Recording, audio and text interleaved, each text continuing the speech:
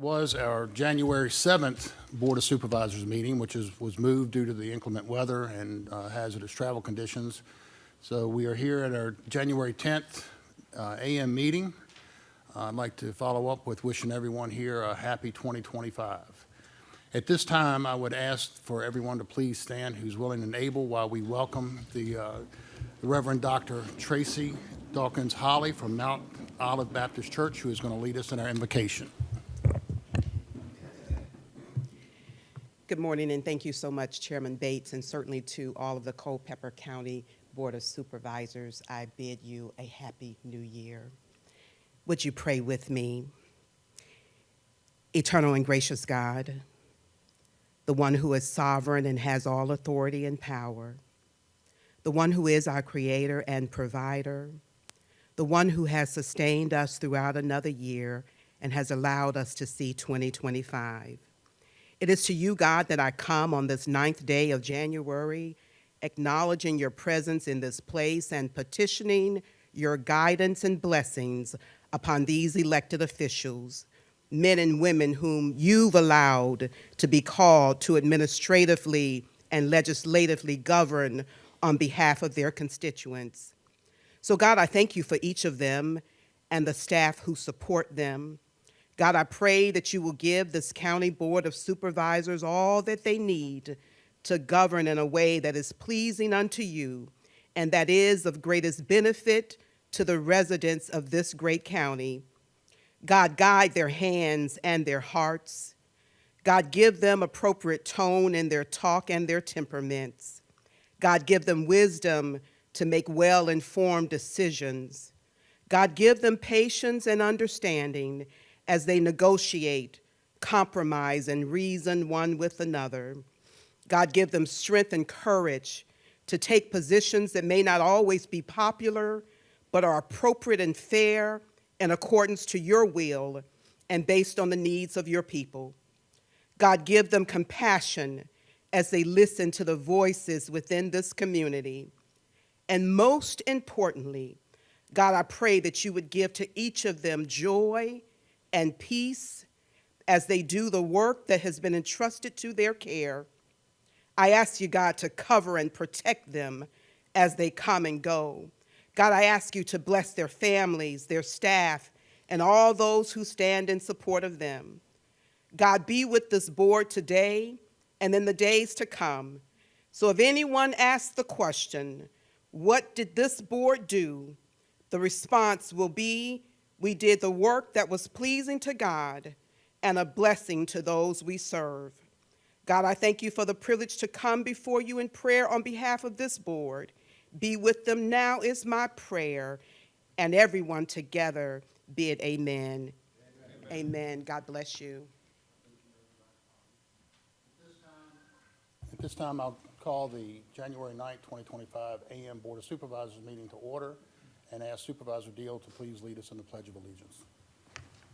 Pledge allegiance to the flag of the United States of America and to the republic for which it stands, one nation, under God, indivisible, with liberty and justice for all. Thank you.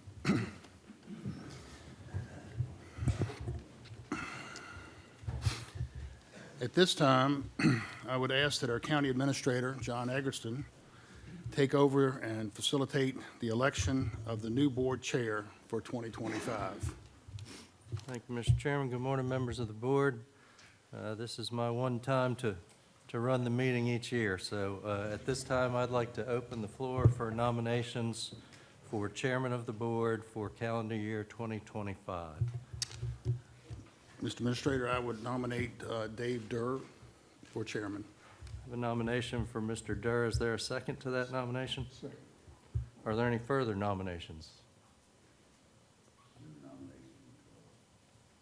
All those in favor of closing the nominations? Aye. And all those in favor of Supervisor Durr for 2025 chairman of the board? Aye. And I'm happy to turn it back to you. Congratulations, sir.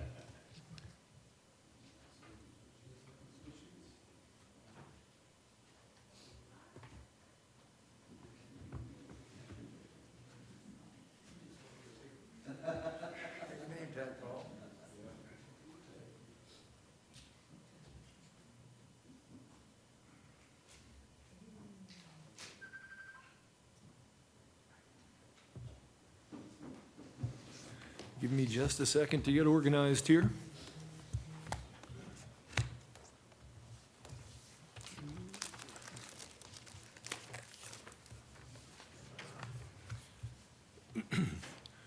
Okay, I'd like to open the floor for nominations for vice chairman.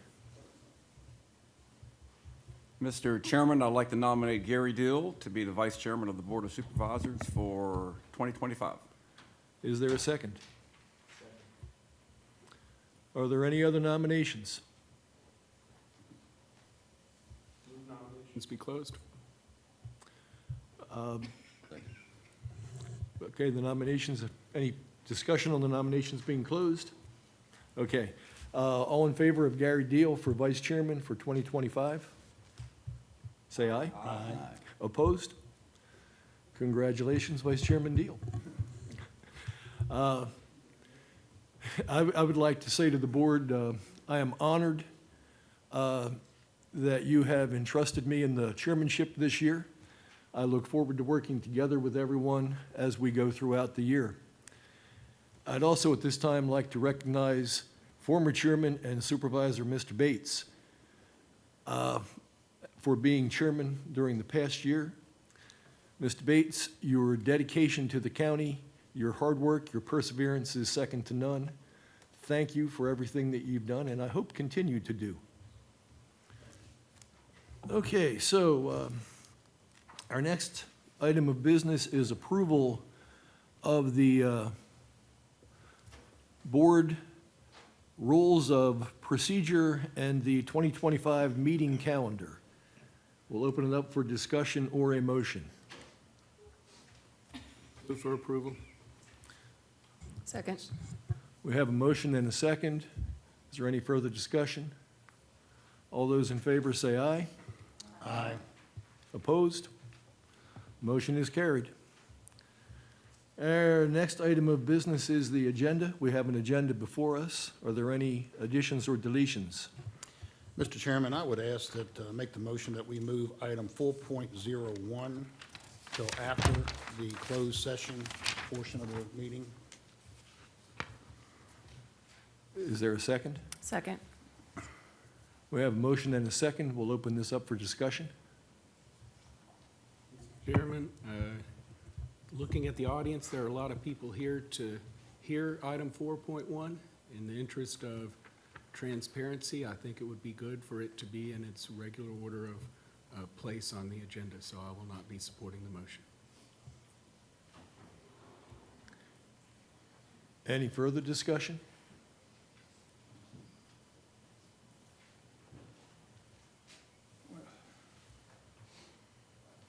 I kind of agree with that. I mean, there is a lot of people here today, and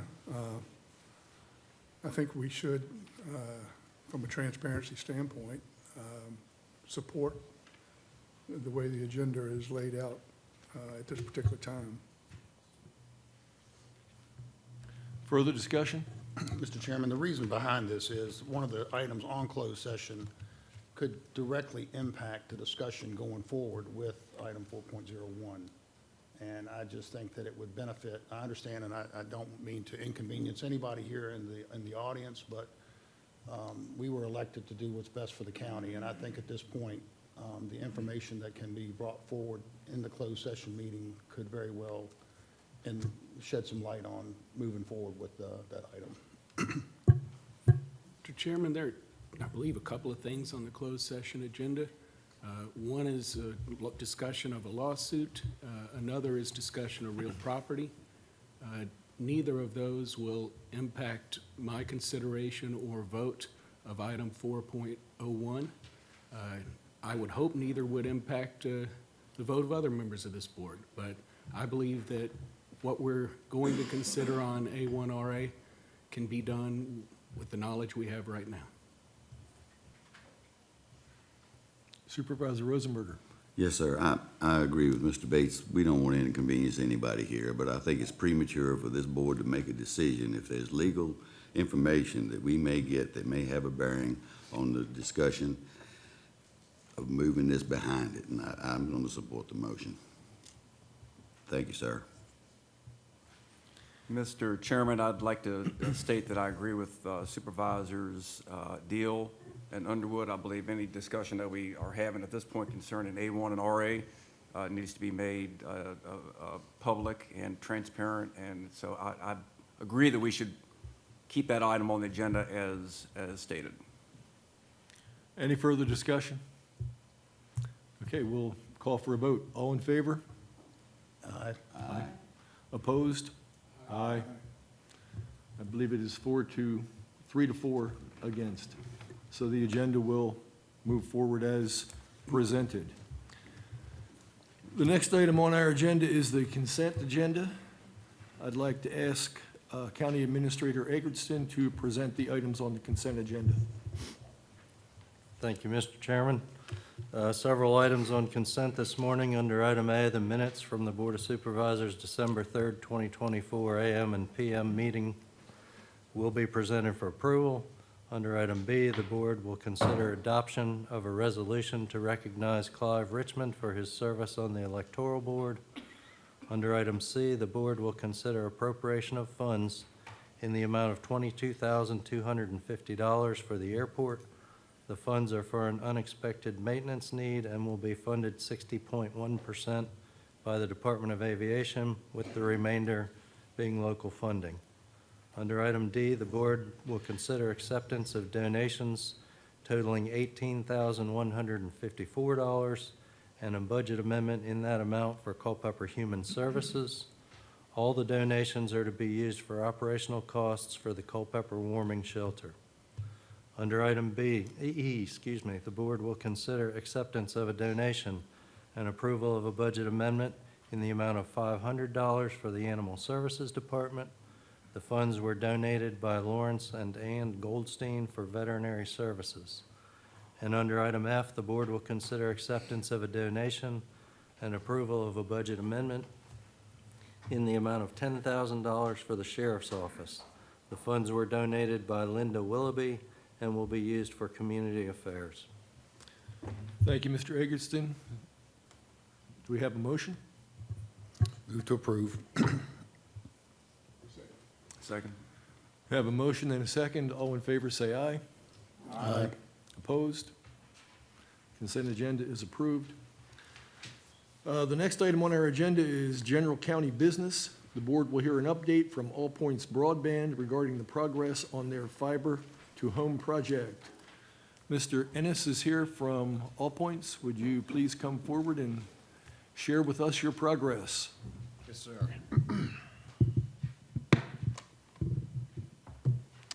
Thank you for this opportunity to provide an update and some clean drinking water, which apparently we don't have now in Henrico or Richmond. Before I get started, I wanted to address a couple of things in the presentation. That you need a clicker.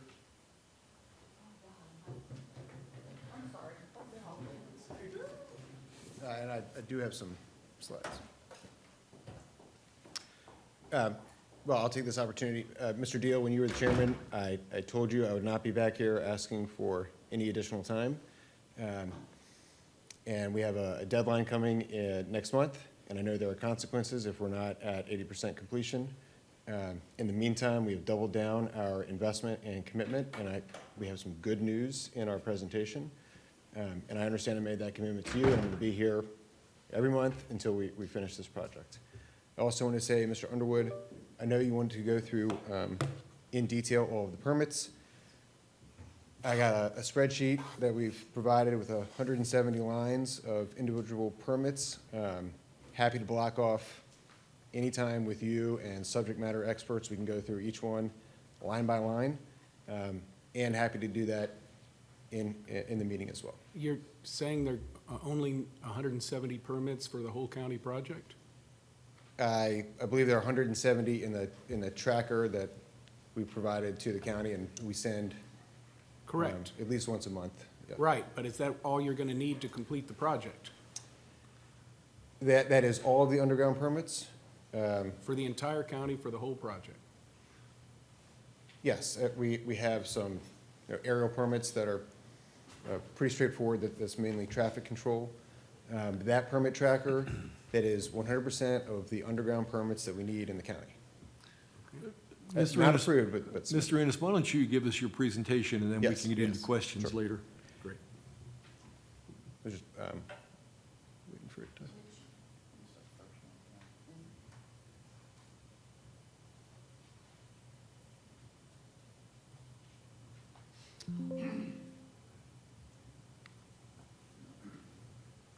So in November, we were talking about the underground permits that we needed to submit to the VDOT residency. In the meantime, we have increased our collaboration with VDOT. We submitted now all of the underground permits for fiber placement and what's called the passive cabinets that is in the tracker that we provided to the county. We have a lot of back and forth with the VDOT residency, improving things like traffic control, the diagrams, the drawings on the permits. We are streamlining our construction inspection process, so after the work is done, there's an obligation to perform an inspection. We're working with VDOT on the most efficient way to do that with the limited resources that are available and the dramatic increase in permits that we have submitted. We're also providing prioritization for permits that we put in that we want to be built in a certain sequence of construction. So we submit permits right now. I believe it's 170. The list is available. We set priorities on each individual one for where we want the permit to be approved so we can release crews to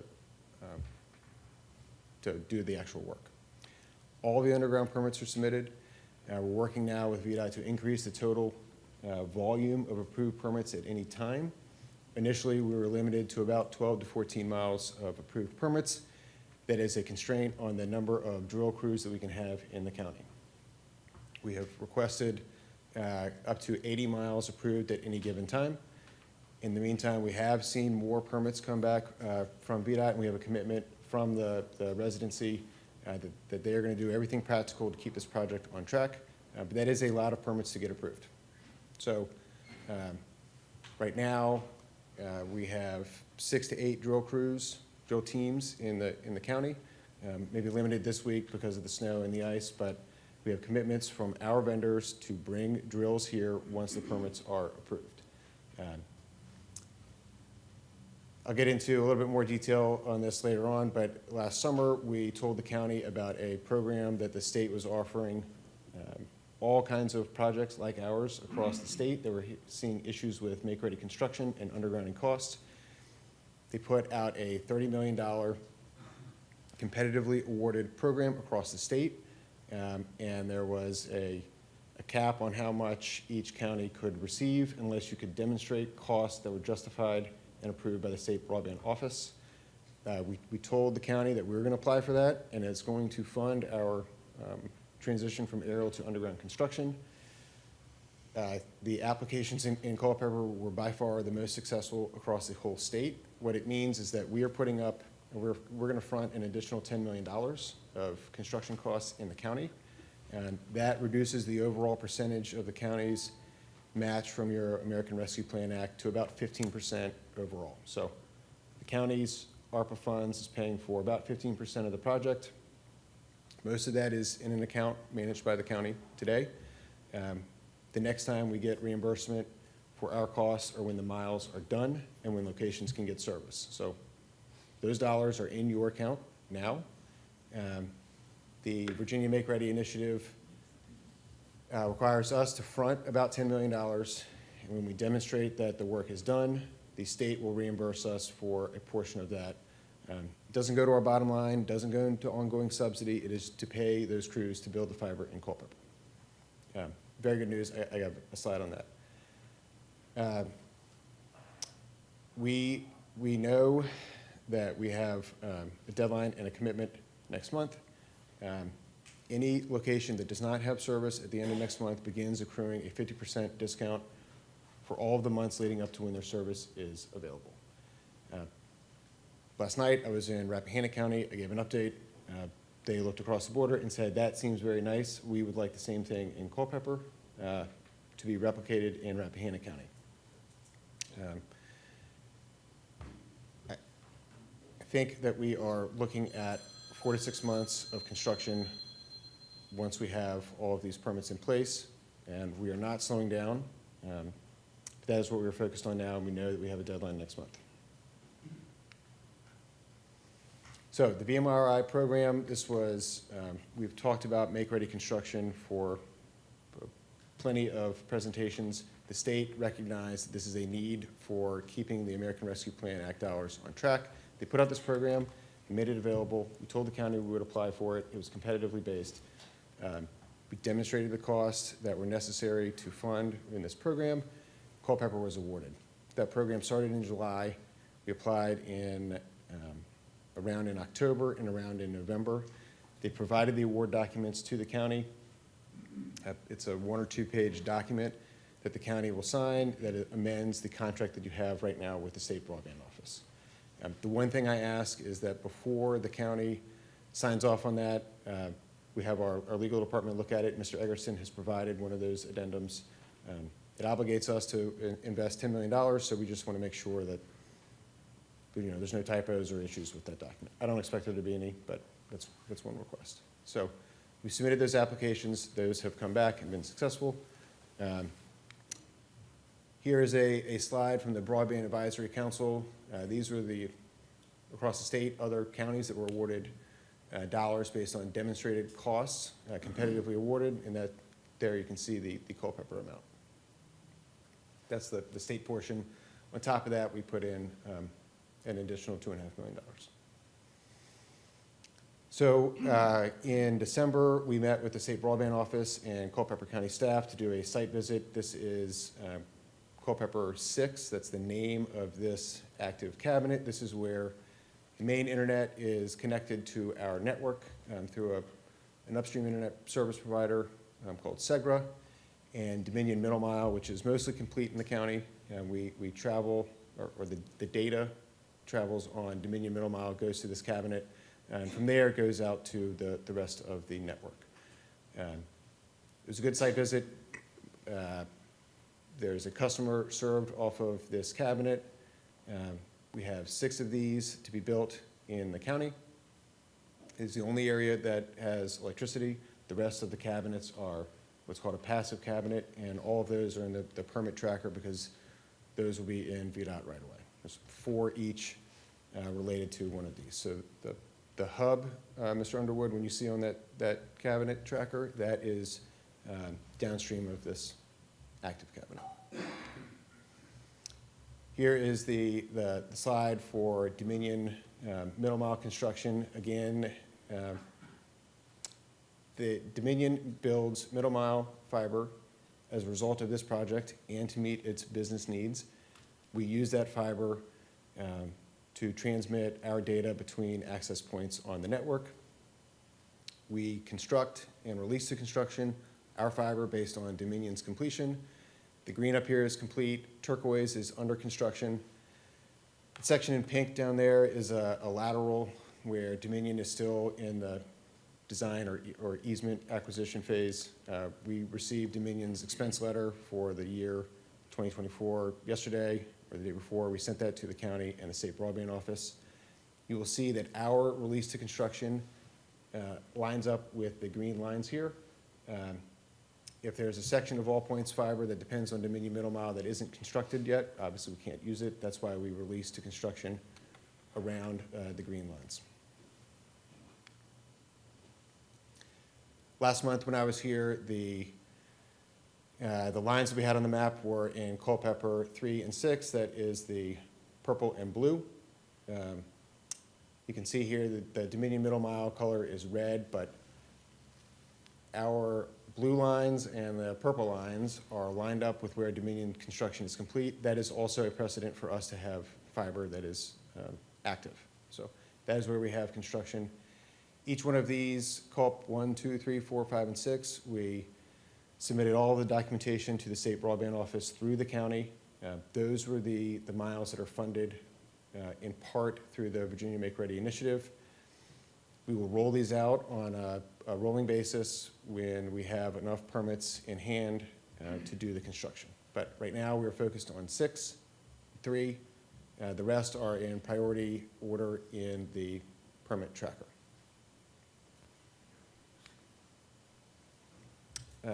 Tomorrow, the 250 so folks that are in Culp 6 are going to get their third mailer, instructing them to go to the website. A number of folks have already pre-registered. They've signed up for emails, so they won't get the actual paper mailer. They'll get an email. We have the backlog list of folks who have signed up and are ready to be installed. They're continuing to get notifications from us. Anyone who has not gone to the website, please go to apbfiber.com. Put in their address. If one of your constituents has an issue with the website, please email me directly with their address. I can verify that. Sometimes the website returns an address with an error message. I need to know that on an individual address basis so I can correct it in the underlying database. With that, I will open the floor to any questions. Anything that I can't answer today, I will follow up in an email, and as always, any of you are welcome to email me or call me at any time. Thank you, Mr. Ennis. Are there any questions? Discussion? A lot of questions, I think. Go ahead. Okay. How many customers are currently active on All Points in Culpeper County? We have one customer active at the cabinet. When did that customer become active? I think it was the day after my presentation in November. Okay, so are you aware that All Points therefore is in default or violation of the contract that you have with Culpeper County? Yes. When I look at the list of permits, and when I look at the list of hubs, there is one hub that, I'm just going to pick one just to illustrate some of the challenges that we may run into. You have a hub at 16445 Riva Road. Are you aware that that is a prescriptive easement at that location not owned by VDOT? I do not know the specifics of that address. I would be happy to take that address and ask someone who manages permitting. Well, okay, let's phrase it another way. Just looking at Area 5 that I know pretty well, you have 21 permits there. Of those 21 permits, 7 are listed on Riva Road. Are you aware that the majority of Riva Road is a prescriptive easement?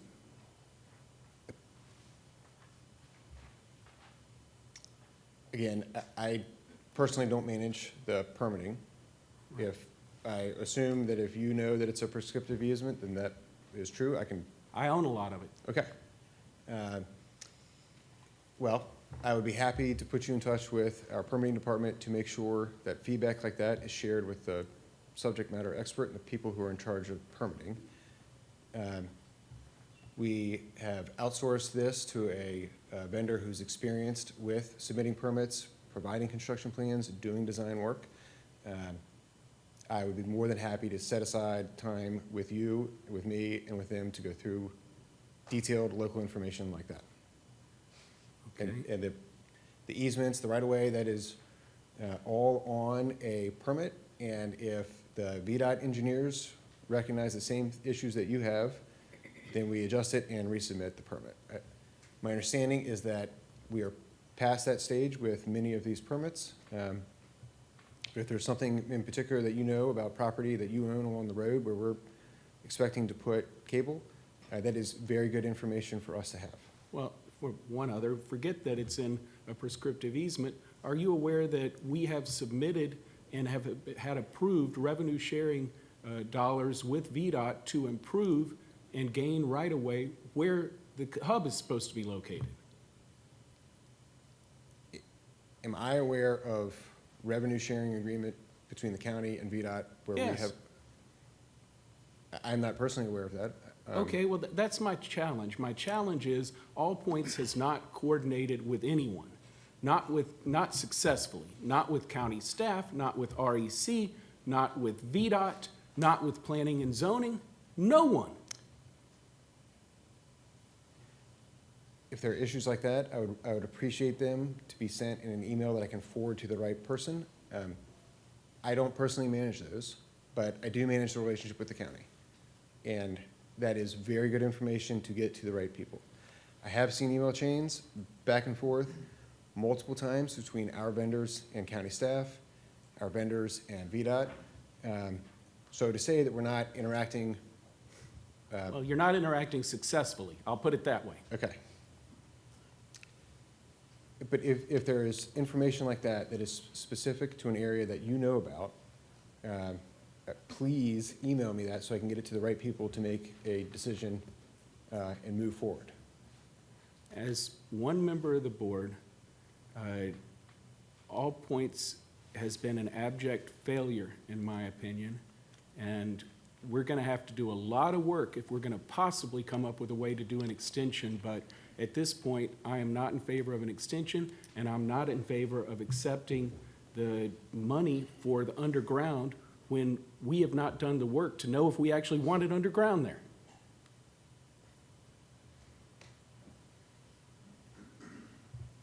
Thank you. Further questions, discussions? Ms. Gugino? Yes, so you said APB anticipates 4 to 6 months of construction at your desired permit rate to be able to accomplish the project. Yes. So you have a deadline of the end of February, in 50 days, Yes, ma'am. to be 80% complete. If you- That's not going to happen. And we need, so we have requested 80 miles of permits. We had hoped to have more permits available to bring in more crews to build the fiber. We cannot do that without the permits. We've been working nonstop with VDOT to get those approved. We have a very large backlog of permits to be approved. Okay, and that's underground. So how many miles total is the project underground? It's on the track, I think it's 253, something like that. How many are going to be aerial? A very small fraction, maybe 5%, 8%, something like that. So in this point, we're very dependent on the VDOT permits. You're not getting your desired permit cadence. You already missed the one contractual deadline of a customer connected by December 31st. You are now admitting that you're not going to make the substantial completion by the end of February. I find it very concerning to the fact that really the only thing that has been updated since our last presentation in November is the fact that we got additional money from the government to accommodate all the missteps that we've taken thus far. I mean, The state recognized that the cost for make-ready across the state is an issue for this round of Beatty-funded projects. They put that money out there because they would rather make sure the projects get done eventually than to scrap them. So they opened up and made an opportunity available for counties and ISPs to apply for future reimbursement. We told the county about this last summer. We said, this is the best way to mitigate risk. We're going to apply for this funding. We're going to change the program to go underground. So I suppose it is up to the county whether or not you want an additional $10 million invested in broadband. You're right, that is your decision. We, in the meantime, between my last update and today, we have submitted all the permits. We have 2,200 pages of construction drawings sitting on the shelf, ready to go, hand off to the vendors. So you're correct. It is up to the county to decide whether or not you want this additional $10 million invested. That was our plan. We communicated the plan to the county in the summer. The program opened up. We applied for it. But you're right. You do have to sign on the dotted line. so my next question is, your chart for the Dominion middle mile is exactly the same as what it was 2 months ago. So are they not progressing? They have been mostly complete, other than that pink line, for a while. We have our monthly update with Dominion on the 15th. I can ask them for an updated slide. I checked before this meeting. This is the same status as before. I can follow up with you on the day after our meeting with them and give you an update on this. And of the permits that you have that are already approved, has construction started on any of them? Yes, ma'am. Because our November charts said that construction was started in, I think it was Culp 6. Yeah, Culp 6 routes now being released to construction. That was in November. And then Culp 3 routes are next slated for release of construction, which is the exact same status Yes. you have in this So- slide. I don't have the tracker in front of me, but if there are Culp 3 permits that have been approved in the tracker, then we've released them to construction. So I there don't is know- construction being done on these roads, Lignum, Batna, Carrico Mill, Blackjack, Mount Pony, all of these that say approved with construction, you have crews that have started. Yes, ma'am. And they may not be out there today, but they've been out there, they've been working there. We've done inspections for areas that we've completed. I believe there's, probably a couple days between a permit being approved. We have to go get an underground locate. Once that utility work is done, then our construction crews can go out. So there is some lag time between a permit approval and construction starting, but it's pretty quick. Okay. And, what was the other one? So of these ones that are under construction, does the construction for the entire permit have to be completed before any members can be hooked up or serviced at that location? Yes, ma'am. So as we progress, then you can hook up, or are you gonna do the whole thing, the whole stretch, and then start adding So we customers? would turn on, at the top of each section of that permit tracker, there should be 4 permits that have the word hub in those. The internet signal goes through the hub and then out through the miles affiliated with that. So they are released in batches related to that hub, but all of the hubs in the permits, we try to prioritize them at the same time. So the whole area doesn't have to be built before someone gets service. It's in those individual segments. Okay, and with your current cadence and the approval of these VDOT permits, what percentage of the project do you feel will be complete by February 28th? I don't know the percentage. So I will look at the permits that we have approved at the end of the day today, and I will tell you based on that what I believe to be the percent complete at the end of February. Overnight, I've seen some more permits go through, and that will inform that response. Actually, I believe, don't we define percentage complete based upon the number of available homes that are available to be served? Yes, and that's So it doesn't have to do with the permits, it has to do with the number of homes that you will be offering service to by February 28th. So I believe Supervisor Gugino is asking what percentage of the 4,300 plus homes will have service available by February 28th? right, but we can't provide them service without construction. We can't do construction without the. But that wasn't her question. Her question was how many will be offered service on February 28th? Let me double check the permit list to see how many miles are permitted. That informs the rate of construction between now and then, and that is the number of people who will have service. So these, to date, Culp 6, 11 locations received initial letter postcards, were previously 224 letters gone out. So are these 11 locations the places that will be served first? Culpeper 11, yes. No, Culpeper 6 dot 11.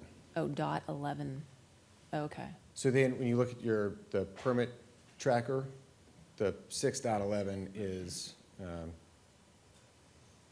has one of those hub permits, and that's how we keep track. So Oh, each okay, hub gotcha. has about 220 customers Gotcha. associated with it. Okay. All right, thank you. Further discussion, questions? Mr. Chairman, I don't know, I really don't know what to say, but I feel, and representing my constituents, I just need to say that, one, this presentation, I know absolutely no more than what I did before, other than the fact that you've admitted that the company is in breach of contract. We're wanting to put over on VDOT about these permits, and I've been told that the reason the permits aren't issued is because of the bond that needs to go along with it, that APB doesn't have the money to front more than 6 or 7 permits at a time. Now, I don't know this to be a fact, and I don't really care who struck John. The bottom line is, you're lucky that you only have to answer to 7 people on this board. Each one of us have to answer to 8,000. And don't you think that I'm not getting beat up on why we've taken taxpayer money and we've gotten absolutely nothing to show for it? But yet we're going to sit here and have you, dance around and tell us, well, this is the problem and that's the problem and we're going to get this done. At the end of the day, I want to know answer one question. When are we going to have 4,300 houses in Culpeper County served with broadband that we paid for 3 years ago? I mean, that's a simple question. If you can't answer that, I really don't want to hear anymore. So we requested 80 miles of open permits at any given time. We have doubled our VDOT bonding capacity to $20 million. That takes care of anything that we want to do in Culpeper. We are queued up to do it up to $30 million. So the bond issue, that's a constraint, but that is easily solvable. We have already solved that problem. Once we get up to 80 miles a month, or 80 miles of open permits at any given time, we will finish this in 6 months. And that is what is in the presentation. First, you will not finish this in 6 months. I will guarantee it. Now, second, you said you communicated a plan to us in the summer. You didn't communicate a plan. You may have given us a slide. You may have said you're going to do something underground, but the problem is you didn't communicate a plan. If you would have, the challenges that VDOT's aware of, that county planning and zoning's aware of, that other vendors are aware of, could have been addressed. The lack of communication is why you have something that's drawn on paper that has all sorts of bottlenecks that you're unaware of. The application for that program goes through the county. So did you lay out with the county, maybe I need to go talk to county staff, did you lay out exactly what roads you were going to do the underground on? Not on a road-by-road basis, but we Well, that's said the we problem. are switching from aerial to underground. And in order to do that, we need to apply for this funding. And this program comes up, they're going to come up with rules for the program in August, and they're going to accept applications in September. So, whatever the rules are, we're going to comply with those. And The challenge is there are some areas of the county where there are hindrances that you may incur. So for example, in Area 5, roughly 40% of all collector mileage is prescriptive easement, and more than that of the major collectors. And in both areas 4 and 5, there are planned road projects of more than $20 million that overlap with what we're now seeing but did not see before. How should we solve that? can I get your help solving that? No, you can get my help getting out. Let's move back to Supervisor Bates, and do you have other questions? No, sir, I don't. Other questions from any board members? I just want to say, and I've said this before, I've never seen a private sector company this disorganized or mislead a government entity like ours in my career. It baffles me, Mr. Ennis. I know it's not all you, and we appreciate you taking the heat for this, but part of it's our fault because we entered into a contract with you without any clause for performance or penalties included for performance and timelines, et cetera. But it's like everyone up here is saying, it's very disappointing. Other questions? I will concur with what everyone here has said. Your presentation today is much the same as everyone I have heard from you in the past. It is very disappointing to me that you have a deadline for defaulting on a contract at the end of February, and you cannot give us a good number as to what you will have completed. That tells me that you really don't care. And that is what it sounds like to me. So thank you for your presentation. If there's no other questions, we'll move on. Thank you.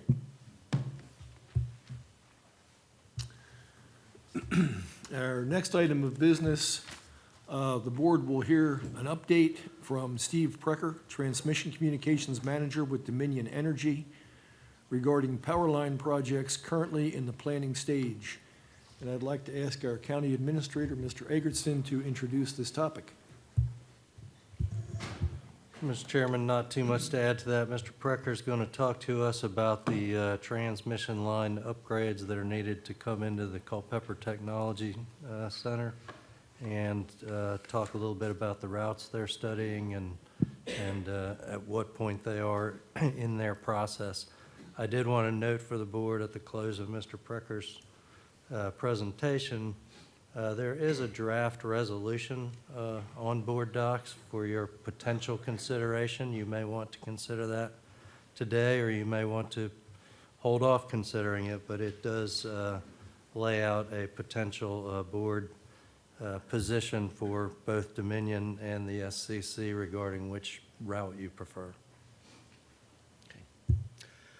Members of the board, good morning. Thank you. My name is Steve Precker, Manager of Electric Transmission Communications for Dominion Energy.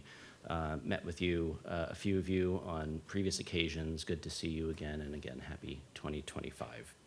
So thank you very much for having me present to you on the Culpeper Tech Zone 230 kV kilovolt transmission project. This project is driven by the rezoning of acreage in the town of Culpeper to rezone for data centers.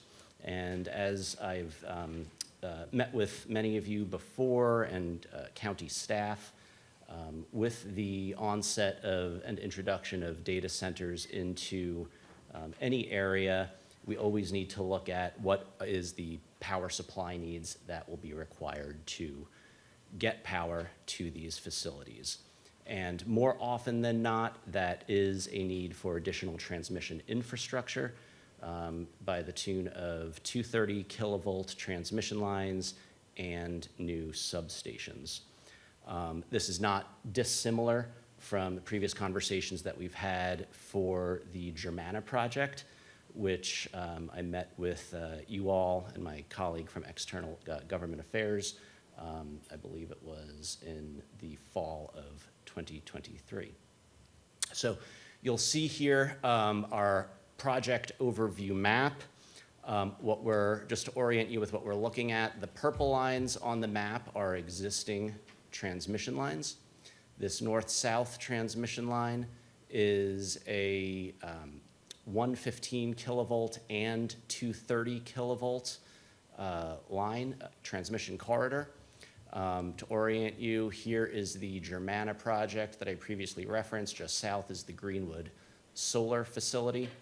Germanna sub is the approved, proposed future substation. Potato Run sub is the generation interconnect substation approved for the solar facility.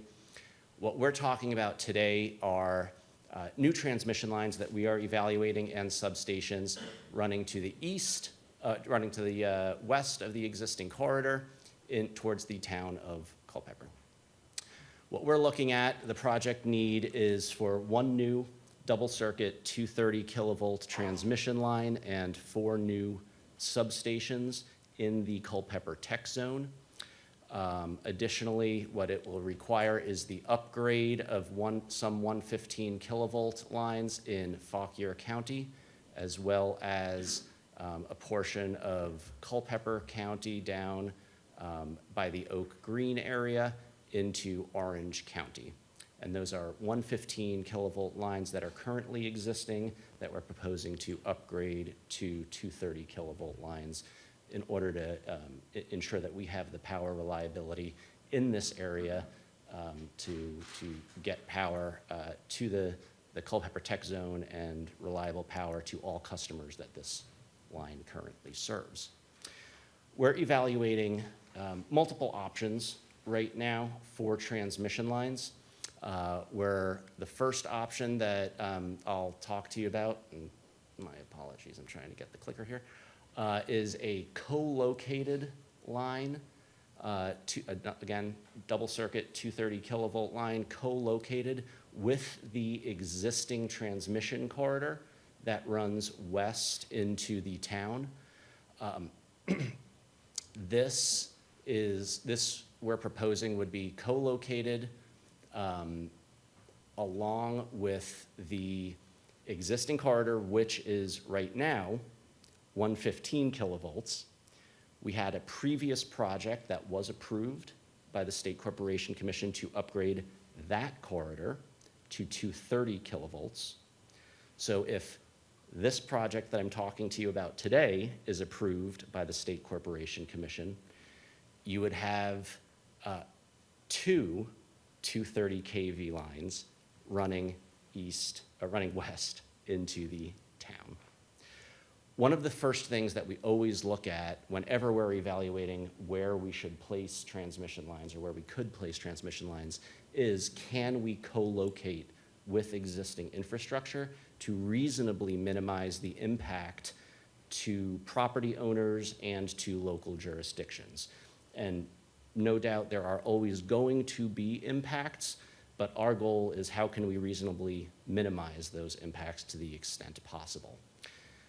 So we are planning to propose to the State Corporation Commission this co-located route right here. And I'll go into some more high-level details and zoomed-in maps on the next few slides, but I did just want to call your attention to this orange line right here, which is an alternate route that we're evaluating to present to the SCC for their consideration in addition to this co-located route. Okay.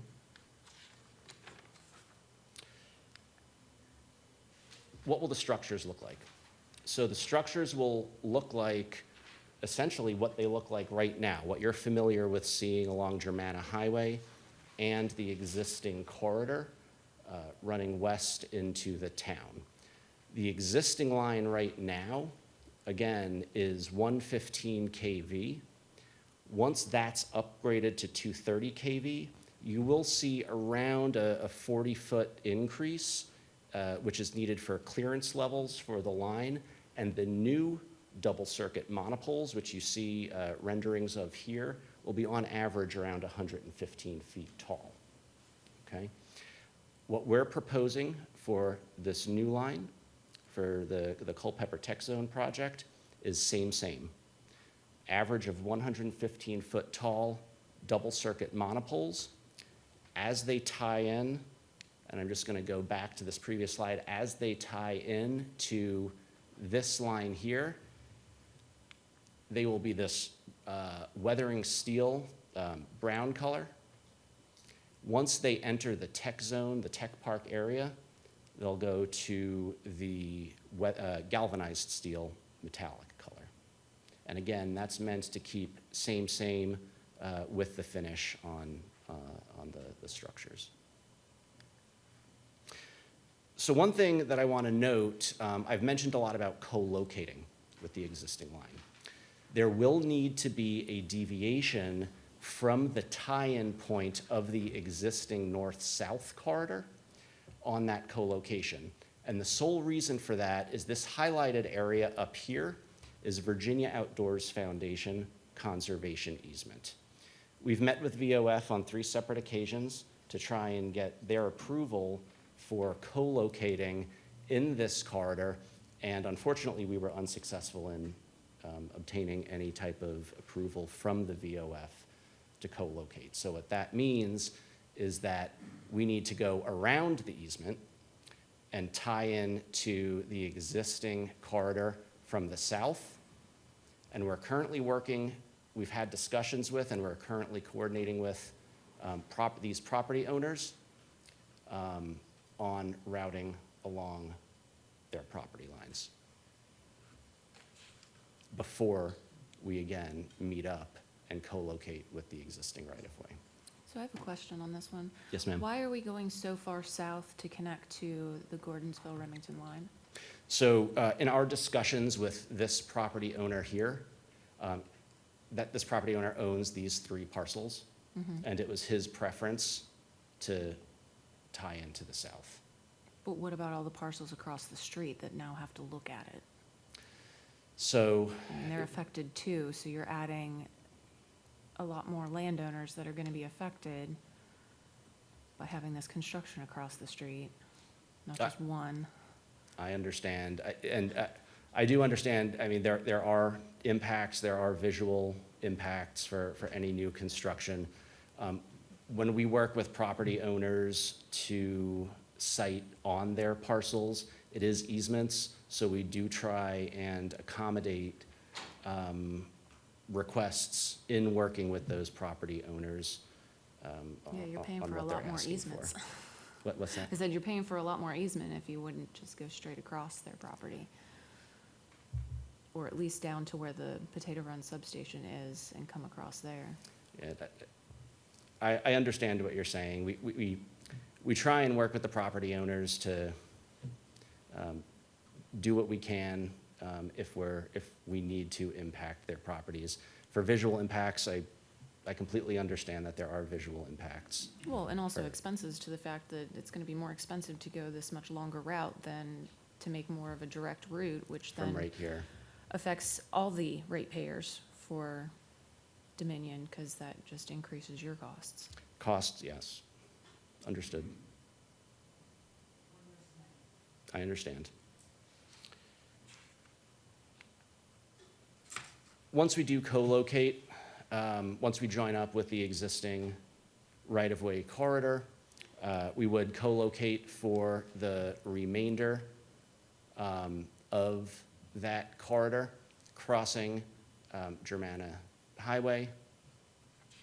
The co-locating of the right-of-way will require an additional 60 feet on, adjacent to the existing right-of-way, again, to give us clearance between that existing line that we're upgrading and the new line that we're proposing to install.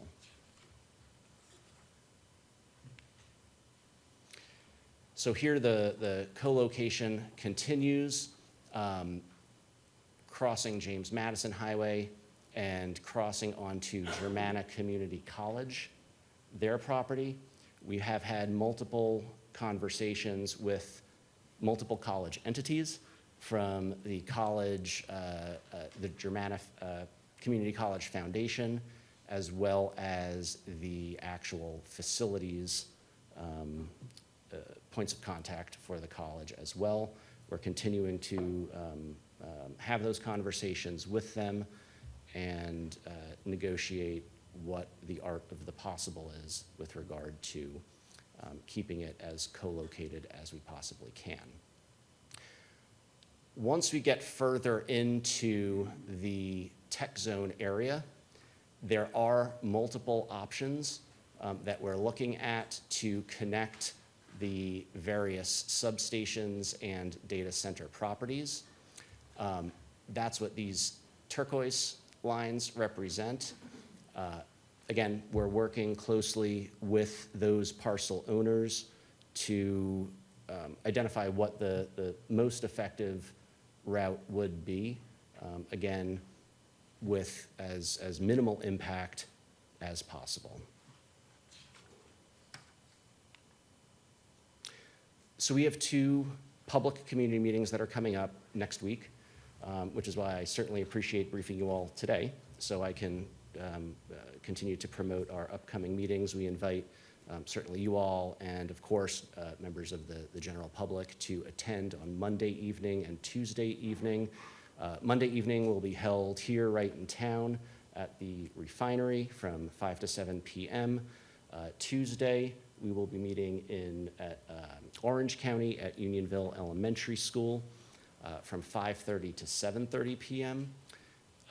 At that meeting, we'll have members of the project team from our engineering staff, our environmental staff, our permitting staff, our project management staff, to help answer questions that anybody may have.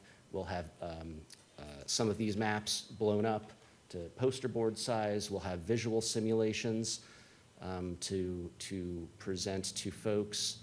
And we really want to get their feedback and input and make sure that they have a good understanding of what we're looking to propose to the State Corporation Commission. Just by way of advertising these meetings, we have sent over 500 pieces of mail to property owners within 1,000 feet from each edge of the proposed routing right-of-way.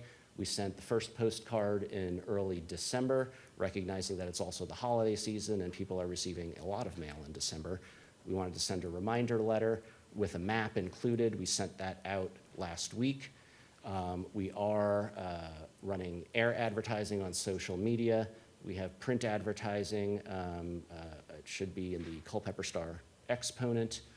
And we hope that we see a good number of folks to talk about the project. So what's the schedule and next steps? So first quarter, this quarter. I'm sorry, it's not going to Yes, take, sir. it's not going to take you 4 years to complete the service, is it? So it is a lengthy process. First quarter, this quarter, we plan to, or this year, we plan to submit an application to the State Corporation Commission. That can take anywhere from 8 to 12 months for the SCC to review and provide approval on the application. From there, we'll start with construction. Typically, what our plan is, once construction, or just before construction starts, and then certainly through the duration of construction, we'll hold pre-construction community meeting again to talk about what we're doing, what the final SCC order looks like, what folks in the community can expect, what, if any, timelines have changed, what those timelines look like, and keep folks updated as much as we can. But ultimately, target energization date is the second quarter of 2028. Is there anything we can do to fast track this? Unfortunately, with SCC review, once we submit it, it's completely up to the SCC in terms of that 8 to 12 month timeline. From there, construction, once we break ground and start moving dirt, certainly we try and get things done as quickly and efficiently as possible with safety top of mind, and we want to make sure that if there are any unknowns once we start moving dirt, that those are taken into consideration. But we'll certainly keep you all informed of progress, and if there's anything that we would request of you that can help, certainly we'll work with you all and staff to talk about that. That was We can only do what we can, what's in our power. I never want to say no because things change. I never want to say yes because things can always change. you're a too. communications person. Well, at least you're giving us a 3 or 4 year window there and not promising it be done in a year or 18 months.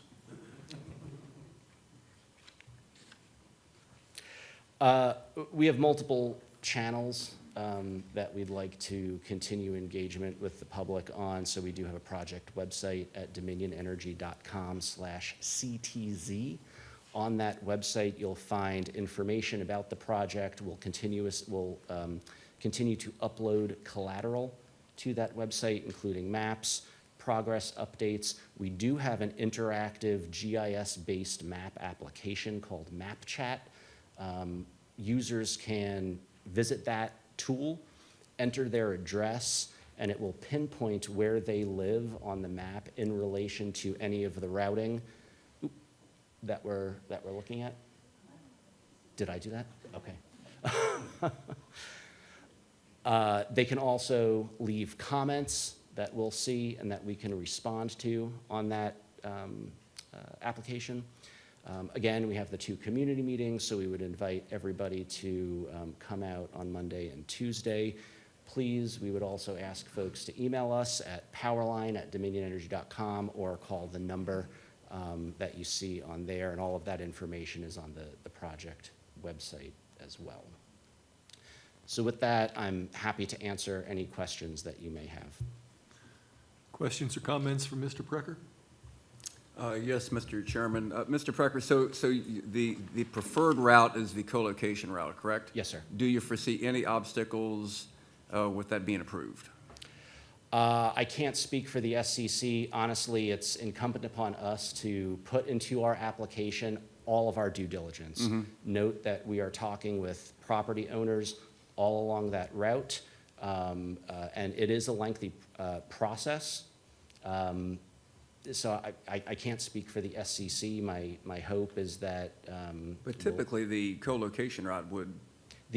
I can that say makes more sense. historically, the SCC has looked favorably where we can co-locate. Right, okay, Again, to reasonably minimize impacts. right, Recognizing there are always going to be impacts. right, okay. All right, thank you. Yep. I do have a question whenever we go back to chart 6 within the CTZ. So once we get to between the Mount Pony substation getting into the CTZ across 29 and then the co-location, your conversations with Germana, have they been on the way of being favorable to co-locating across that? And if that's the case, then will the transmission line come back from the Mount Pony sub to the co-location and across, so all the turquoise lines to the southwest will not be there? So this one, the answer to your first question is conversations have generally been favorable. Okay. Those conversations are still ongoing, so I can't give you any definitive answer whether it will be Right. yes or no, but they have been favorable. We've met with staff a number of times, and there's just processes and protocols that we need to go through, presentations with them. They need to present to their board, things like that. There would be the line that comes this way, again, because we don't want to encircle things. So the proposed would come that way. Sort of that southwest-ish off of the co-location, but then continue straight to go Okay. this way. So that's kind of, the majority of the development is in this area. That's kind of the outlier right here. Okay, and I know in the past we've done resolutions, and I know our county administrator mentioned that we have one on deck about supporting the co-location route, and have you seen that those resolutions are favorable with the SEC to kind of push in that direction? Yes. Okay, and then that would take away the solid turquoise lines and leave just the blue with the blue dotted over the turquoise? We would still present all Right, you of would still this. present it, but the ultimate, if we would go ahead and say, no, we prefer the co-location line, it would be everything where you see blue and blue dotted. That's right. Okay. Because I would definitely be for pushing for that. It gives less impact to Equinix, to Swift, any expansion that the two have, and provide the privacy and security that both of those data centers currently need. And I will just add to that too, we are still working with all of the developers in this area.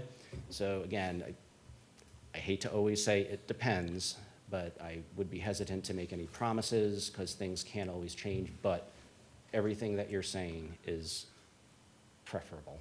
Yeah, and we don't want to take away developable area either. I Right. mean, you see two of these turquoise lines going through, not just near the property lines or roadways, but actually going through them. So to try to keep them everything nice and Right. neat and. And we're I think would be trying to best. keep all of the lines well within this area.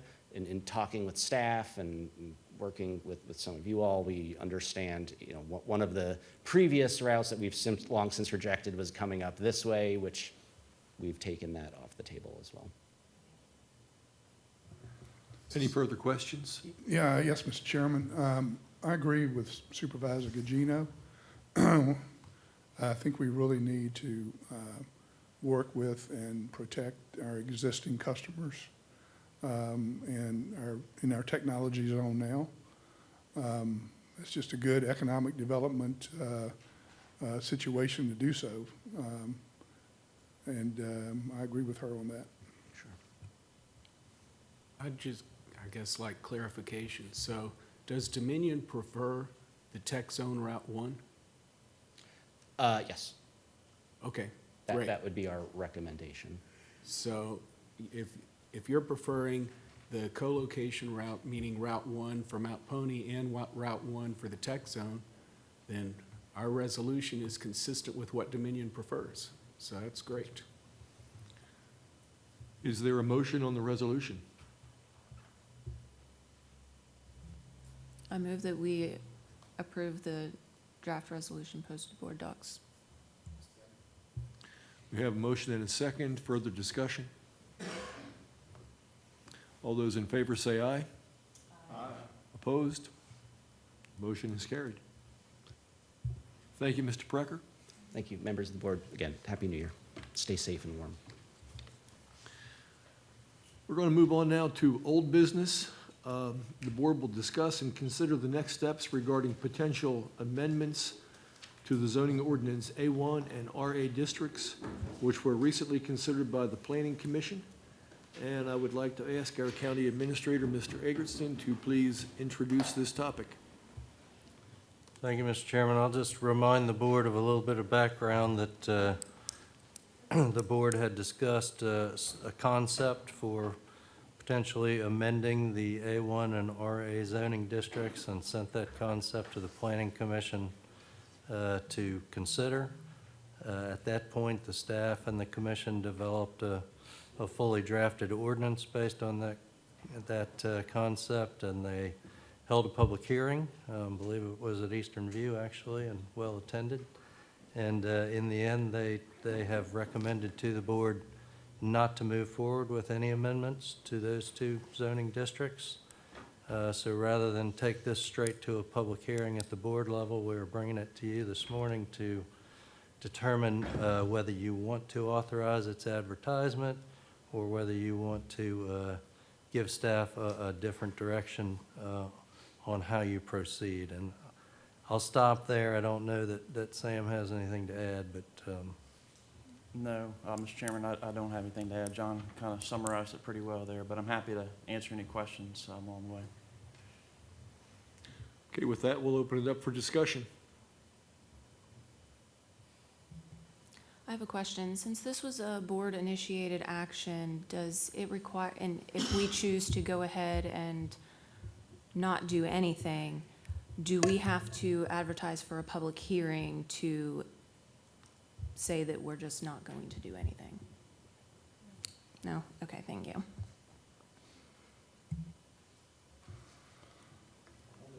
Maybe we should not do anything and do what the Planning Commission unanimously recommended.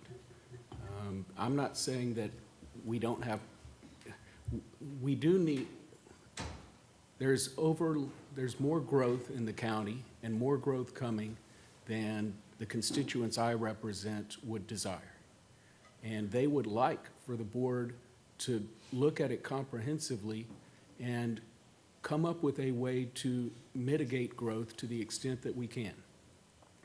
I'm aware of that and supportive of those efforts. So for us to take a step back, look at things comprehensively, do so with perhaps a third-party study, to do so with work sessions, retreats, whatever else we would like to reach consensus, I'm supportive of that path. But right now, where we've gotten to, I don't think that going forward with that would lead to a good outcome. So I would prefer that we accept the Planning Commission's recommendation and then schedule some work sessions, get together, figure out how we can successfully address a growth rate that perhaps the large majority of us feel is too fast. Further discussion? Mr. Chairman, I agree with that. I mean, I think we veered off on what we do best. But everybody up here, and it's been a sensitive issue. Everybody up here has the best interests of Culpeper at heart.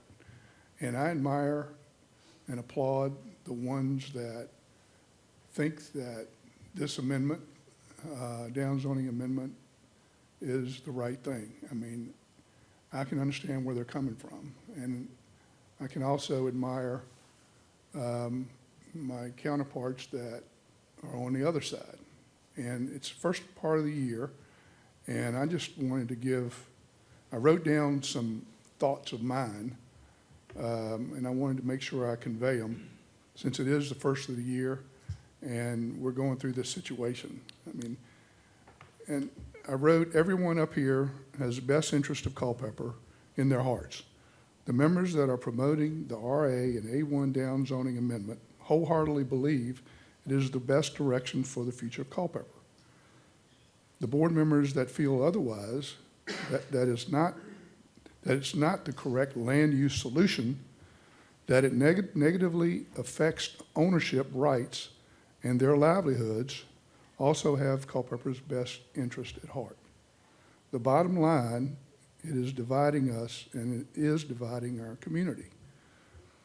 I think we must get back to focusing on our quality of life projects and our capital improvement needs, like our school improvements and additions, our volunteer fire department expansion needs, our county road network planning and improvements, our space needs related to our county buildings and parking, like the courthouse, more affordable housing plans, concepts, and public-private partnerships, and somehow complete this broadband initiative, which we all know has been our only downfall.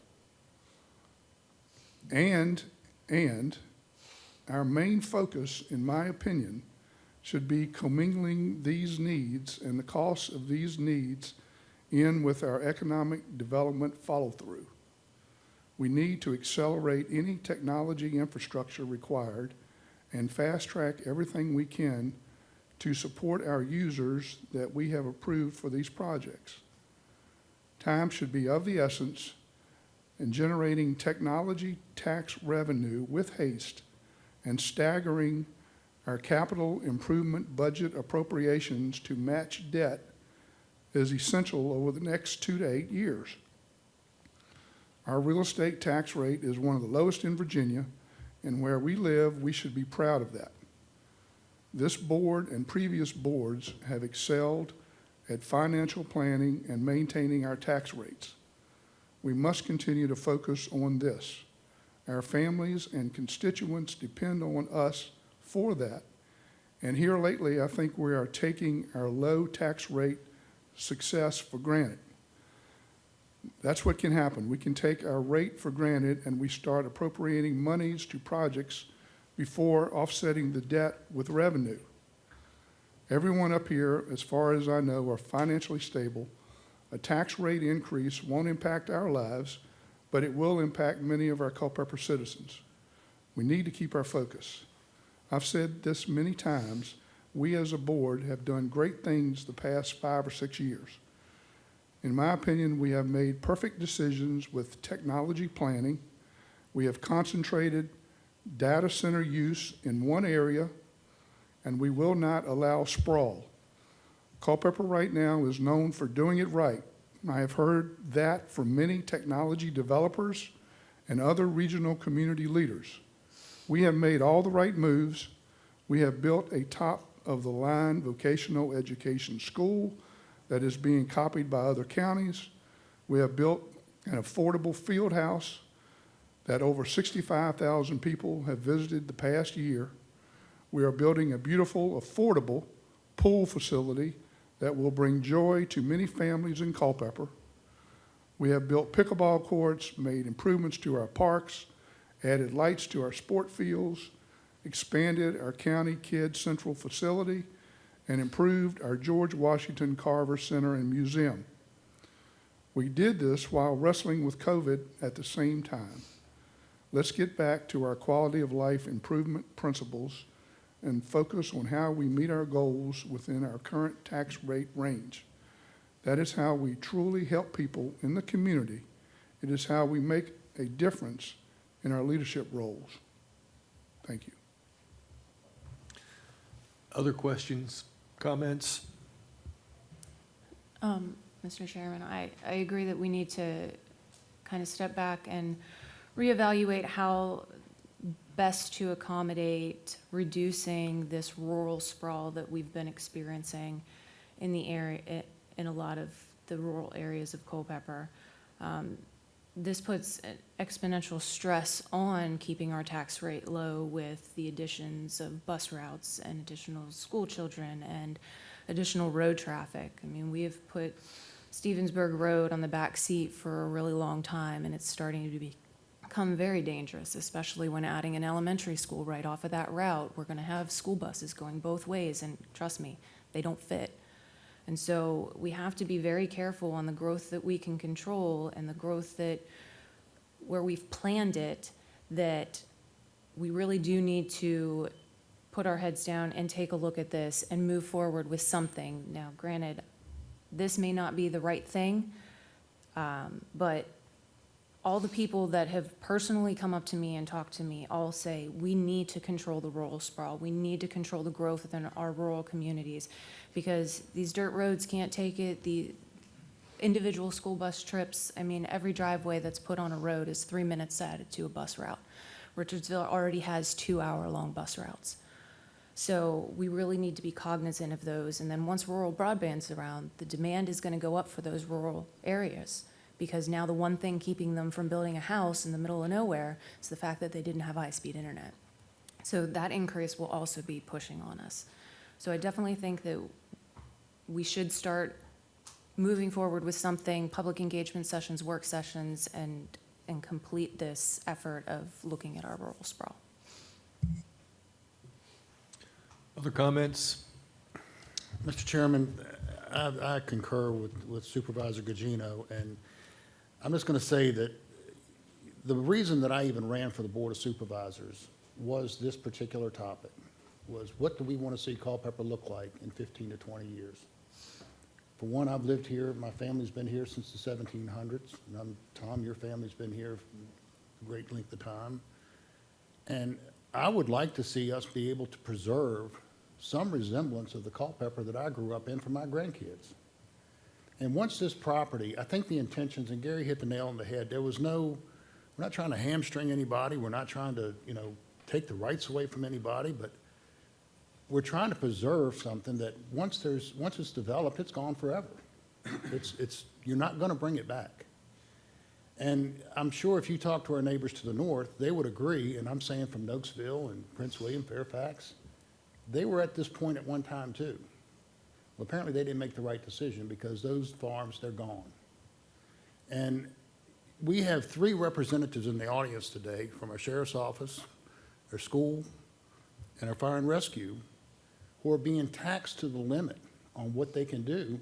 And it's, no pun intended, when we talk about tax, we're going to be faced with some tough decisions this year because we're looking at about $120 million worth of improvements for middle schools, elementary schools, and unfortunately, I've had constituents ask me that we need to do something now. Well, by the time this one elementary school is built, the population is going to have it that we need another elementary school.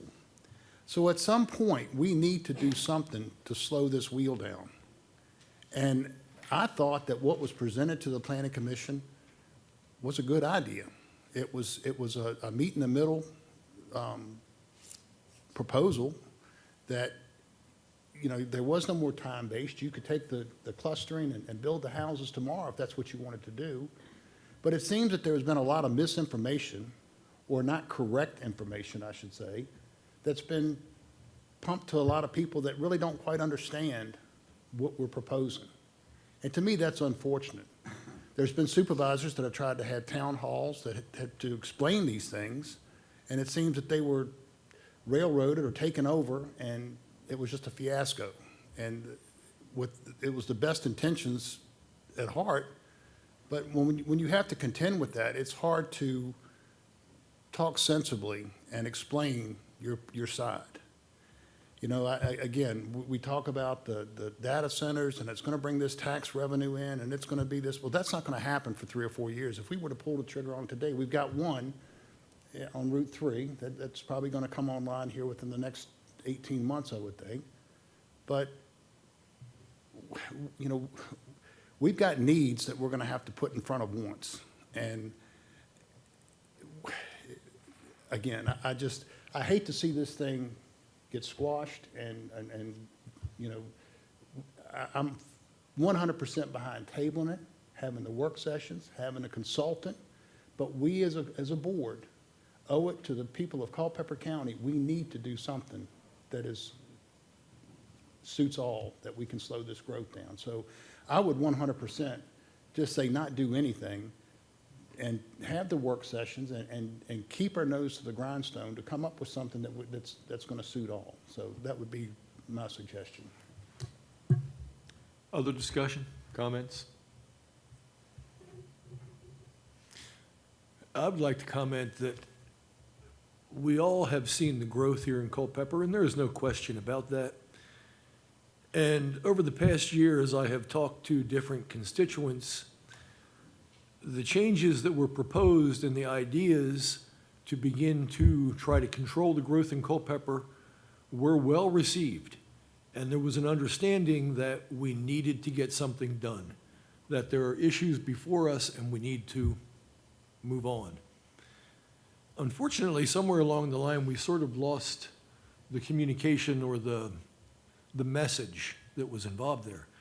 So it would seem to me that it is important to move forward, because I truly believe that creating what the future of Culpeper is going to look like from a growth standpoint is clearly within the purview of this Board of Supervisors. It is something that we should be doing. I think we need to move forward with some work sessions. We need to engage our constituents, and I think we are going to find they are supportive of changes.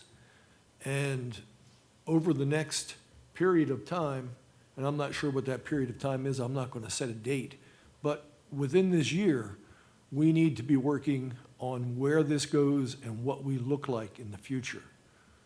That's my thought. Is there a further discussion or a motion for what we should do with this? Mr. Chairman, if I may. Back in 1989, 97% of Culpeper County was zoned for 1- and 2-acre building lots.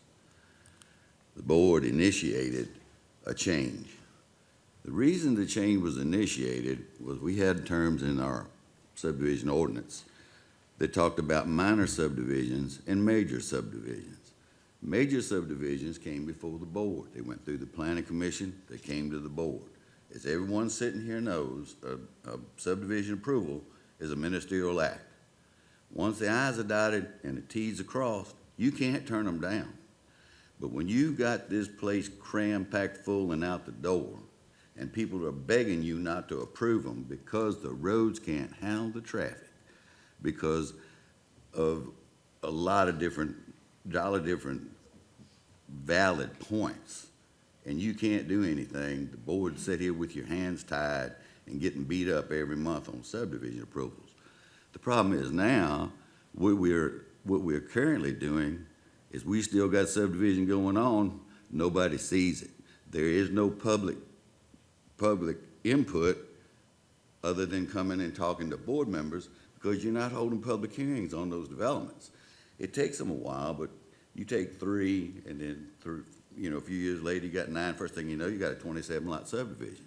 I got a call not too long ago from a farmer that's right up beside land that I own. Person called me and they said, "What's going on up there?" I said, "I don't know, I'll check." Well, hell, man, they created a great big subdivision through 2 cuts and a residue every 5 years. That may stay, it may go, but I can tell you, we are developing fast. Now, it was mentioned control, and I don't mean anything by this, but you cannot control development. You cannot control it. It's controlled by supply and demand, and the state of the economy. The best you can do is manage it and direct it. And in our comprehensive plan, we've got areas of residential growth planned, not to my liking, because a lot of them are all over top of me, and they're busting loose now. So if you let them bust loose and you keep your 3 and your 5, it's gonna go to hell in a handbasket, and nothing's gonna be left of Culpeper that you see out there today. Because up to this point in time, and the pandemic has pushed it more than anything, the residential is busting loose because people wanna get out of the city. They're looking for some open spaces. But it's not gonna be, they've sat there for years and years and years and haven't been developed. They just got started. The pandemic kinda helped them. I don't think that the interest rate's helping them, but it's not gonna stop with them now. It's gonna continue out in the county, it's gonna continue to go, because there's more lots being created than anybody here has got any idea. And so, people wanna come here because it's a good place to live and raise a family. You got some wide open spaces, you don't have a stoplight every block. We've got a lower crime rate, and if you wanna keep that, you're gonna have to make some changes in order to do it, because if all you gotta do is look to the north, and you see what happens. So I think the board here, the majority will control what happens, but if we don't make some sort of move, and if that move isn't made, it's gonna hurt the builders, it's gonna hurt the real estate agents, it's gonna hurt everybody involved in development, because people are not gonna wanna come to Culpeper anymore, because you've lost the ambiance that you have to offer. You're gonna lose very shortly this low tax rate that we've got, that is coupled highly with federal money trickling down, which is gone. So when we start building these schools that all these houses are gonna create the need for, you're gonna see taxes go up. And I think that there'll be a change of heart at some point in time. But if we had public hearings here every month relative to the approval of subdivisions, which may happen here very shortly, who knows? Then I think this board will sit up here with their hands tied and say, wait a minute, even the ones that don't agree would say, we gotta do something. With that, Mr. Chairman, I'll be quiet, and thank you very much for your indulgence. Thank you, Mr. Rosenberger. Any other questions or comments? Mr. Chairman, is a motion in order? I believe so, if you'd All like right, to make one. Yes, sir, I'd like to make a motion that the Board of Supervisors accept the decision of the Planning Commission, which on December the 5th, the Planning Commission voted 9-0 to deny the proposed amendment, and I'd like to make the motion that we accept that decision. We have a motion and a second. Is there further discussion? I would say with that motion that I would hope that we're gonna move forward and study this issue. I know that several of y'all here have talked about having some sort of firm come in and do some sort of study, which I'm looking forward to debating that. But I think that if I support this motion, it's because I think we're gonna continue to study this and try to move forward and not turn ourselves into a Prince William County. Absolutely. Mr. Supervisor Rosenberg, absolutely, yes, thank you. Would you like to amend your motion? Oh, gosh. That gets complicated. Amended so that the board will continue to pursue other options, other avenues to achieve the goal of slowing down growth in the county. Agreeable, Supervisor Deal? We have a motion, an amended motion and a second on the floor. Further discussion? All those in favor say aye. Aye. Opposed? Thank you. We're moving forward. Our next item of business, the board will consider awarding I'll turn my mic on. The board will consider awarding a contract to Phillips C&C LLC to replace the exterior doors on the courthouse. And I'd like to ask Mr. Egerton to please present this. Mr. Chairman, Mr. Howard came forward to the board previously with a bid on this project, which is needed for courthouse security. At that time, there had only been one bidder, and the board expressed an interest in trying one more time to see if we could attract a little more competition. That was done. This time around, we had 3 different bids, and I would ask Mr. Howard to kind of summarize what we're asking for today. Yes, Mr. Chairman, members of the board, as John mentioned, we did rebid this project. We did receive 3 bids. We actually solicited, in addition to advertising on eVirginia, 7 contractors that we've worked for before. The low bidder was Phillips LLC at $264,111. The contract is ready for award, and we do have funding in the budget. This would replace all of the exterior doors on the courthouse on the lower level with secure steel and ballistic doors. Thank you. Questions? Yes, sir. 10 door assemblies. There's usually 2 leaves, yeah. Prior bid was $284,351.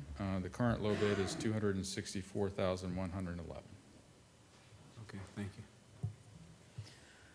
And in the contract, it looks like it's a 45-day construction window?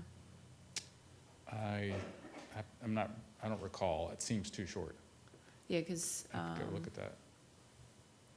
between the notice to proceed and the substantial completion and the final, it seems short to me that I'm just wondering if one of them should have been 45 days from substantial completion to completion, or how that was worded. We can check that. That could be changed administratively, I believe. Okay.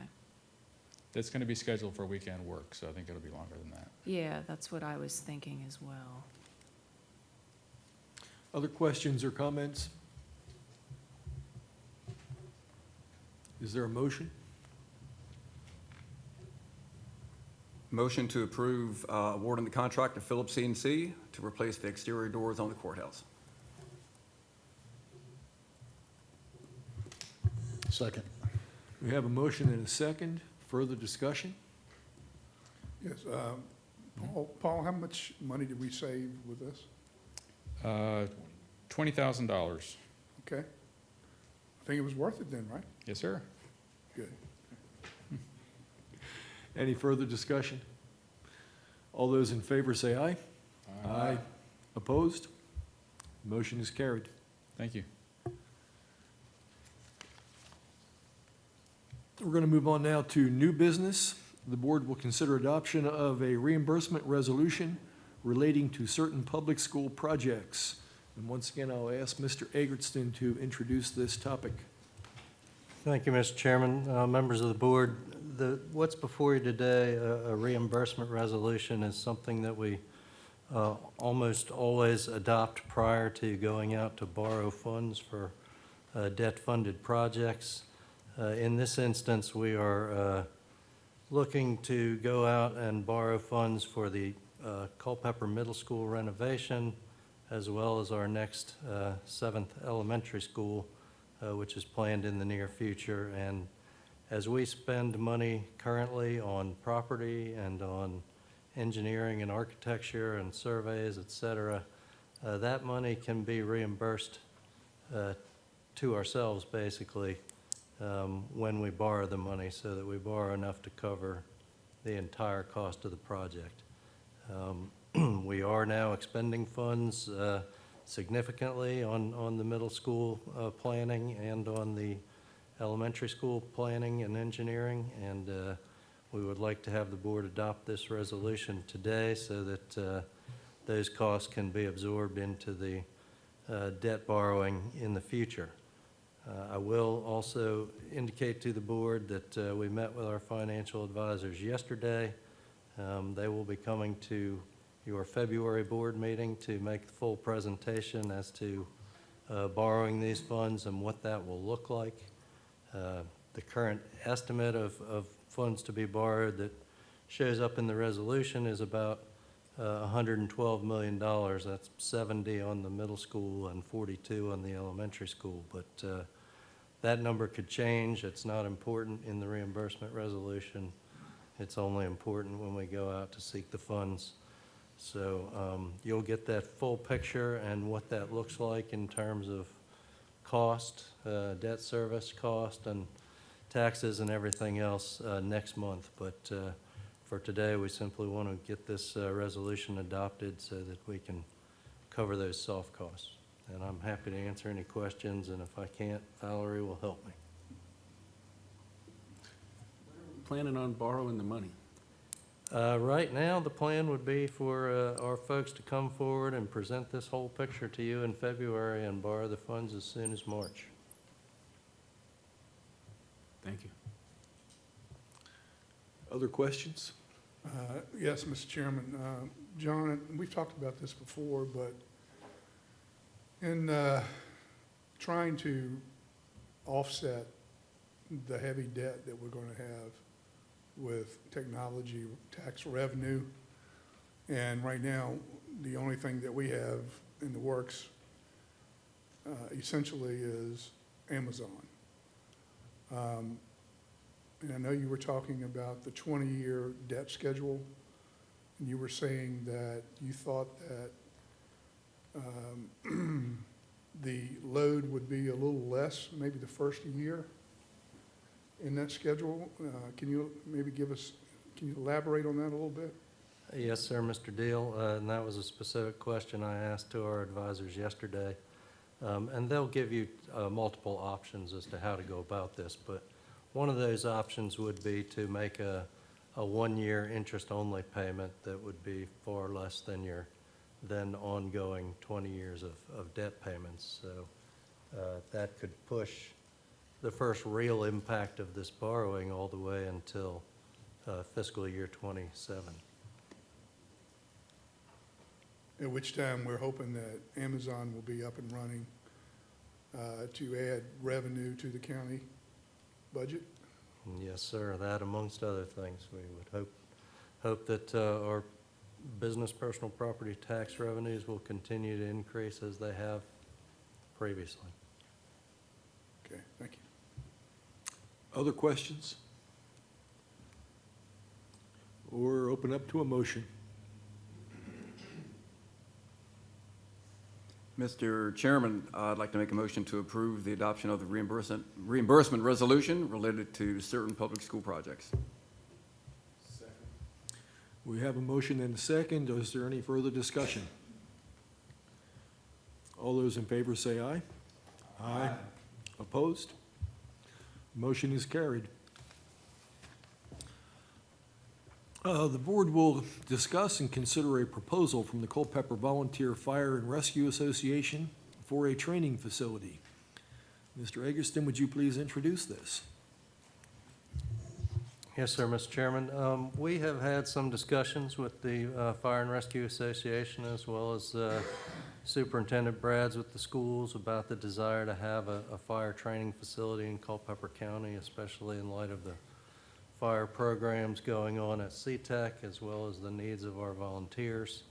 And we have had some discussions in the past at the Public Safety Committee level about where such a facility might be, and the primary target that we've landed on is a 20-acre county-owned parcel out off of Greens Corner Road at the back of what most of us commonly know as the Helmet property.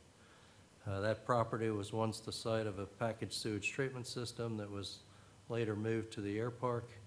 It is vacant, and at this time, the Fire and Rescue Association has come forward and would like to use some of their capital improvement planning money to do a full-blown study and see what a facility at that location could and would look like and how it might be phased in, et cetera.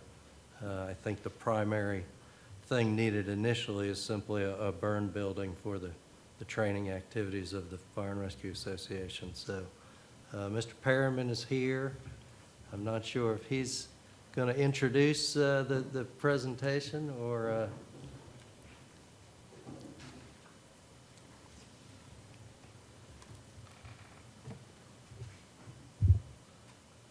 Good morning, everyone.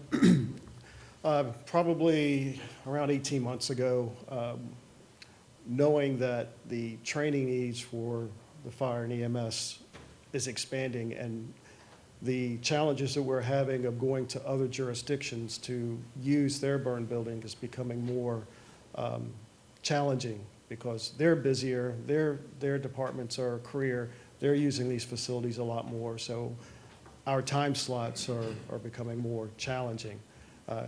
You've laid it out, Mr. Eggerson, the reasons for this. The work group that was put together was led by Chief Bailey here. He's here. He's going to give the presentation, and myself and other members in the audience are certainly willing to answer any questions that you may have about this long-range plan and the reasons and the needs behind it.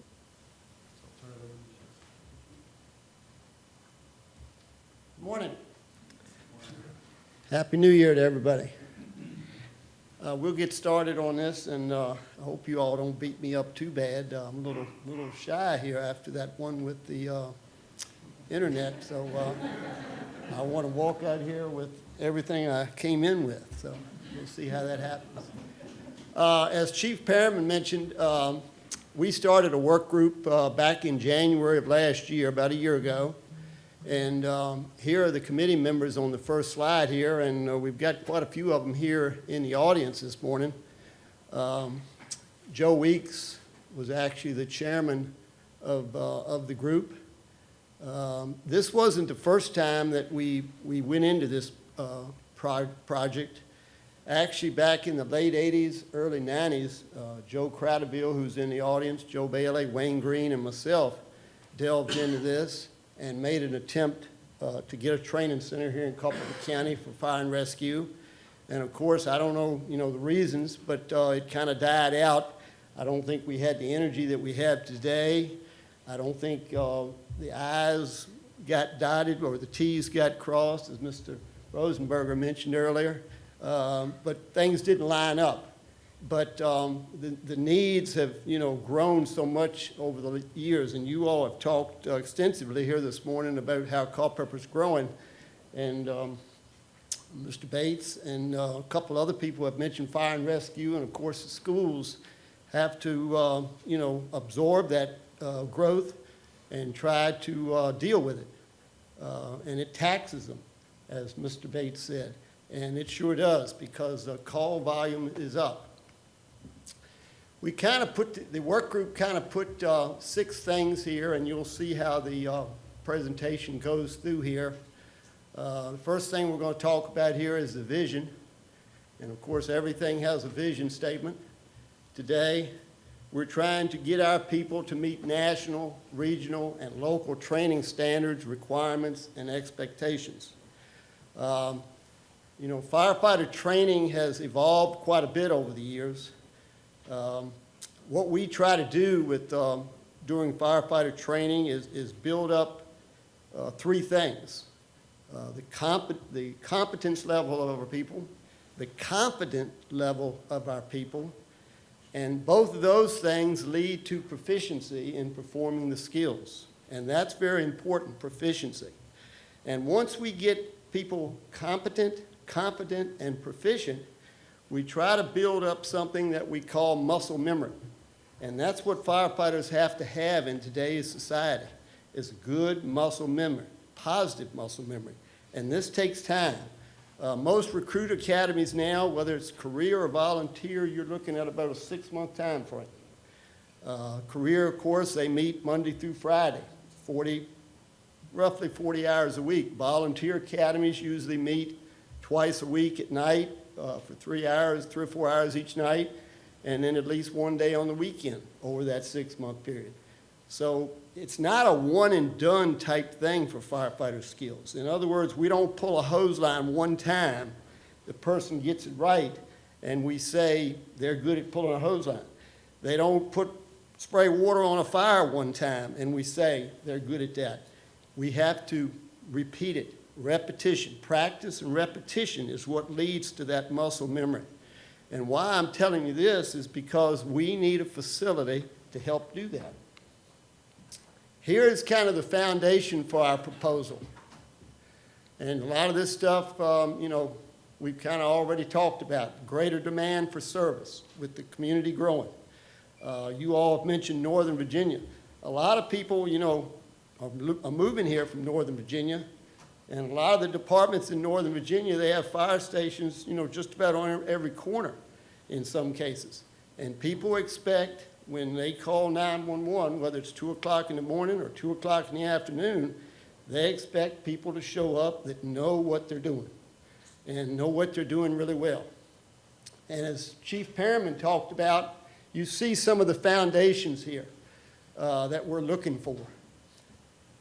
Classroom space. Right now, we're utilizing classroom space out at Company 8, out at Salem Volunteer Fire Rescue Department, and it's adequate. We've used it quite a bit, but you know, we're kind of outgrowing that space.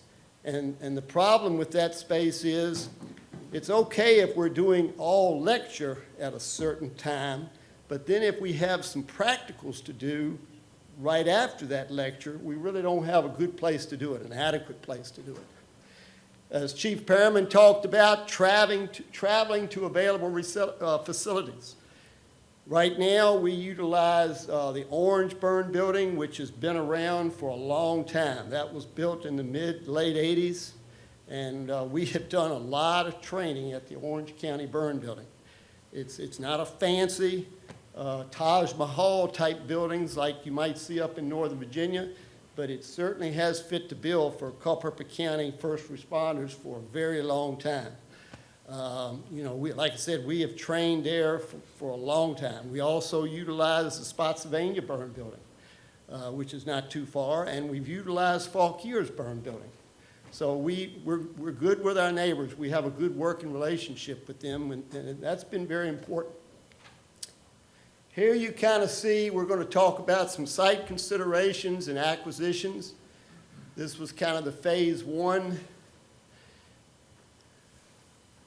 This is some of the advantages and some of the, I guess, parameters that we were looking for a training center, for a proposed site for a training center. Water supply is a big thing. Fauquier County, they do not have a water supply at their training center.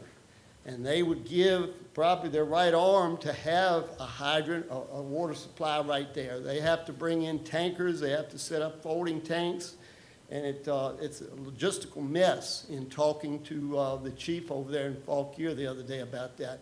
So that's something we definitely want, and you'll see water supply is pretty close to us. Big thing there, this property that we've kind of earmarked is centrally located. And, you know, my talk so far this morning has talked about certification training and training brand new people. But something we have to think about is training our incumbent people also. Firefighter skills are what I refer to as perishable skills. It's not like tying your shoestring. When you learn to tie your shoestring, I don't think, you know, if you didn't ever tie it for 40 years, you'd probably remember how to do it, right? Firefighter skills are not that way. They're perishable. You gotta practice them periodically. We gotta bring people back that, you know, have been doing this for a long time. We gotta bring them back periodically. They gotta pull hose lines. They gotta put gear on. They gotta do search and rescue. They gotta force doors, so forth and so on.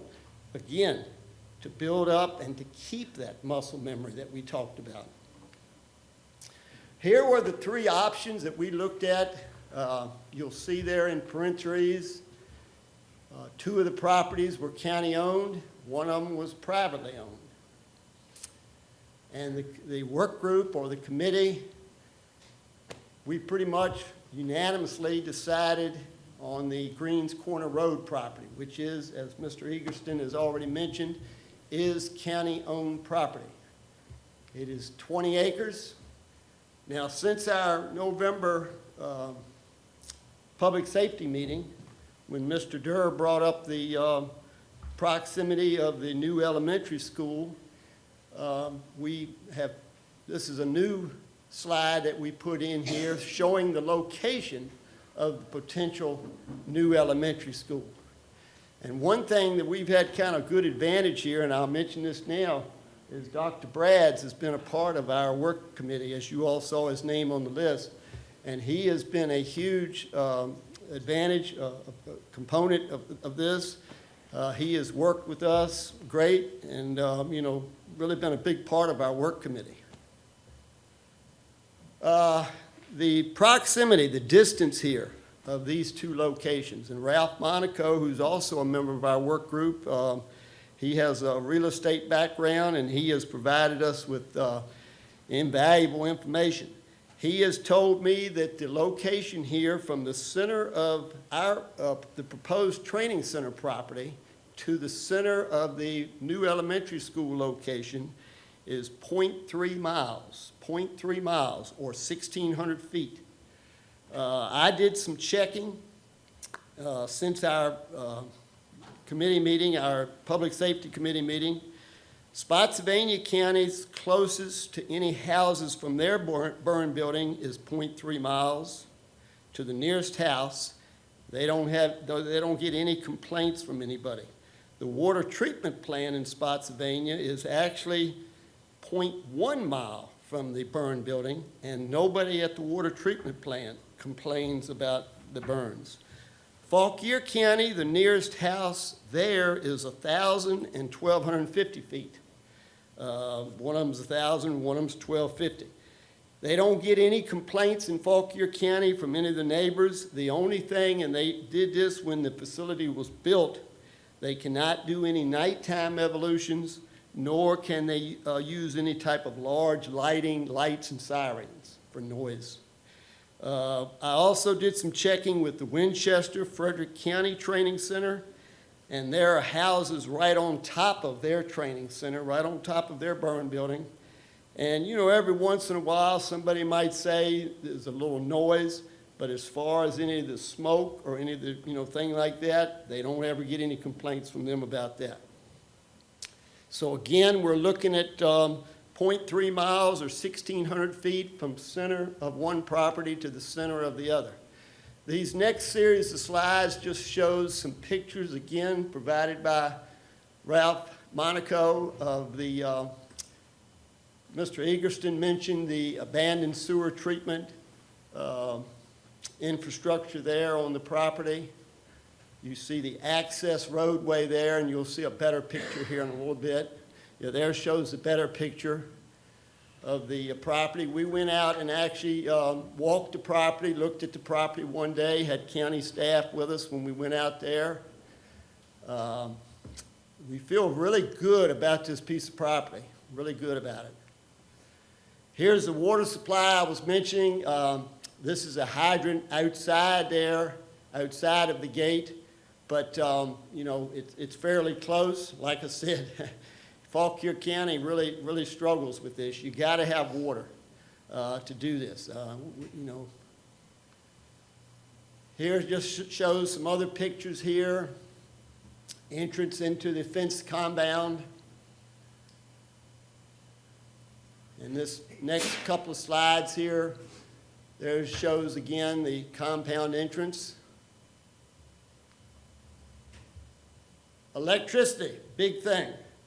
Three-phase electric is already right there, and I'm certainly not an electrician. I'll leave that to our sheriff back here who does electricity work on the side. But I do know in order to have a compressor for filling up our breathing apparatus that firefighters wear on our back, we have to have three-phase current in order to have that compressor.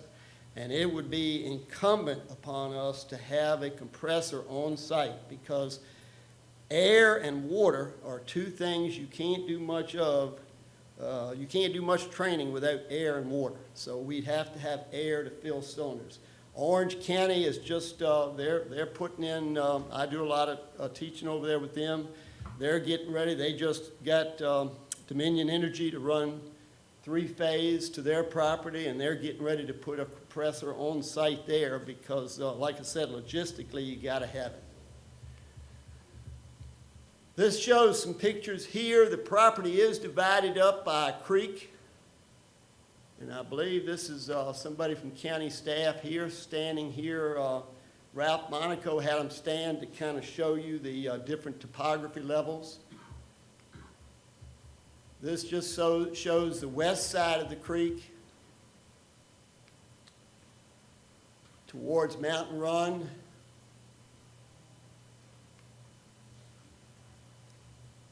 And again, towards Mountain Run and in relationship to the creek. This again shows some property here, the west side of the property to the tree line. This is towards the northwest corner.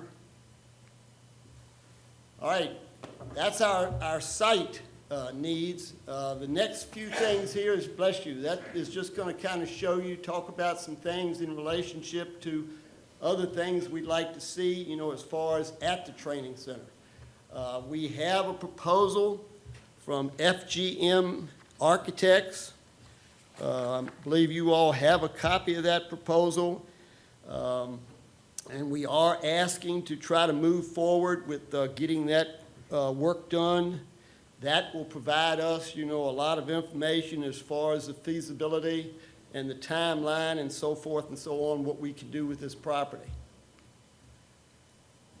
Now, what's going to be on the property, and of course this is down the road, and I've heard you all talking this morning, you know, 2, 3, 4, 5 years down the road, and that's kind of what this stuff is. Some things we need, you know, sooner rather than later, but other things, you know, we can, you know, stage farther down.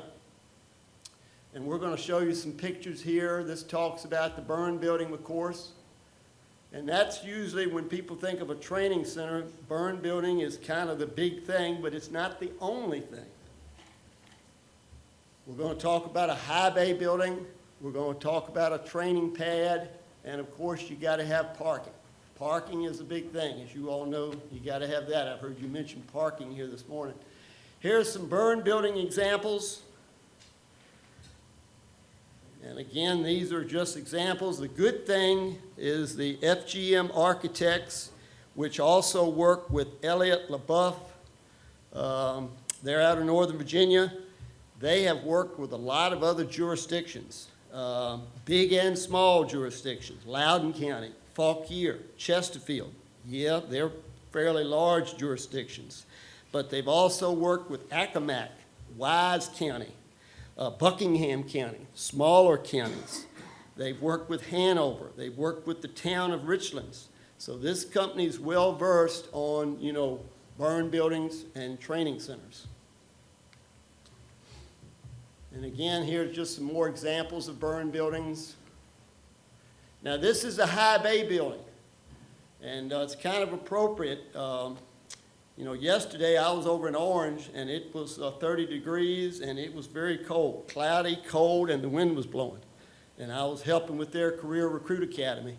And it's tough. It's tough. It's tough teaching in those conditions, but it's probably even tougher learning in those conditions. And they don't have a high bay. We were outside, and of course all of us were dressed up, you know, as good as we could be. You know, trying to bear through the elements. But a high bay building like this, let's see here. Yeah. Says I got, see, I got off on my thing here. How did I do that? Somebody hit reverse for me? Just hit the other button. Hit the other button. Okay, I got you. Operator error. There we go. There's our high bay building. Now, the high bay building, you know, what are we going to do in that? We can do a whole lot of stuff in that. You see how tall that is there?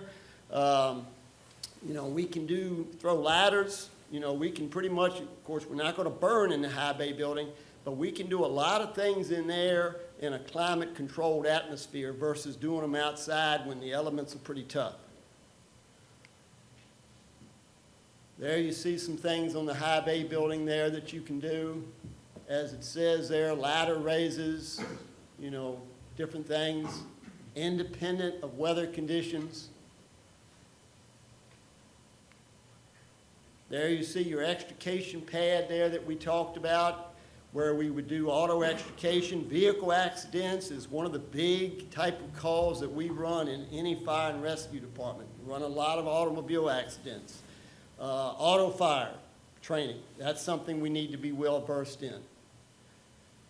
There you see maze. Now again, this is phase 4 down the road a few years.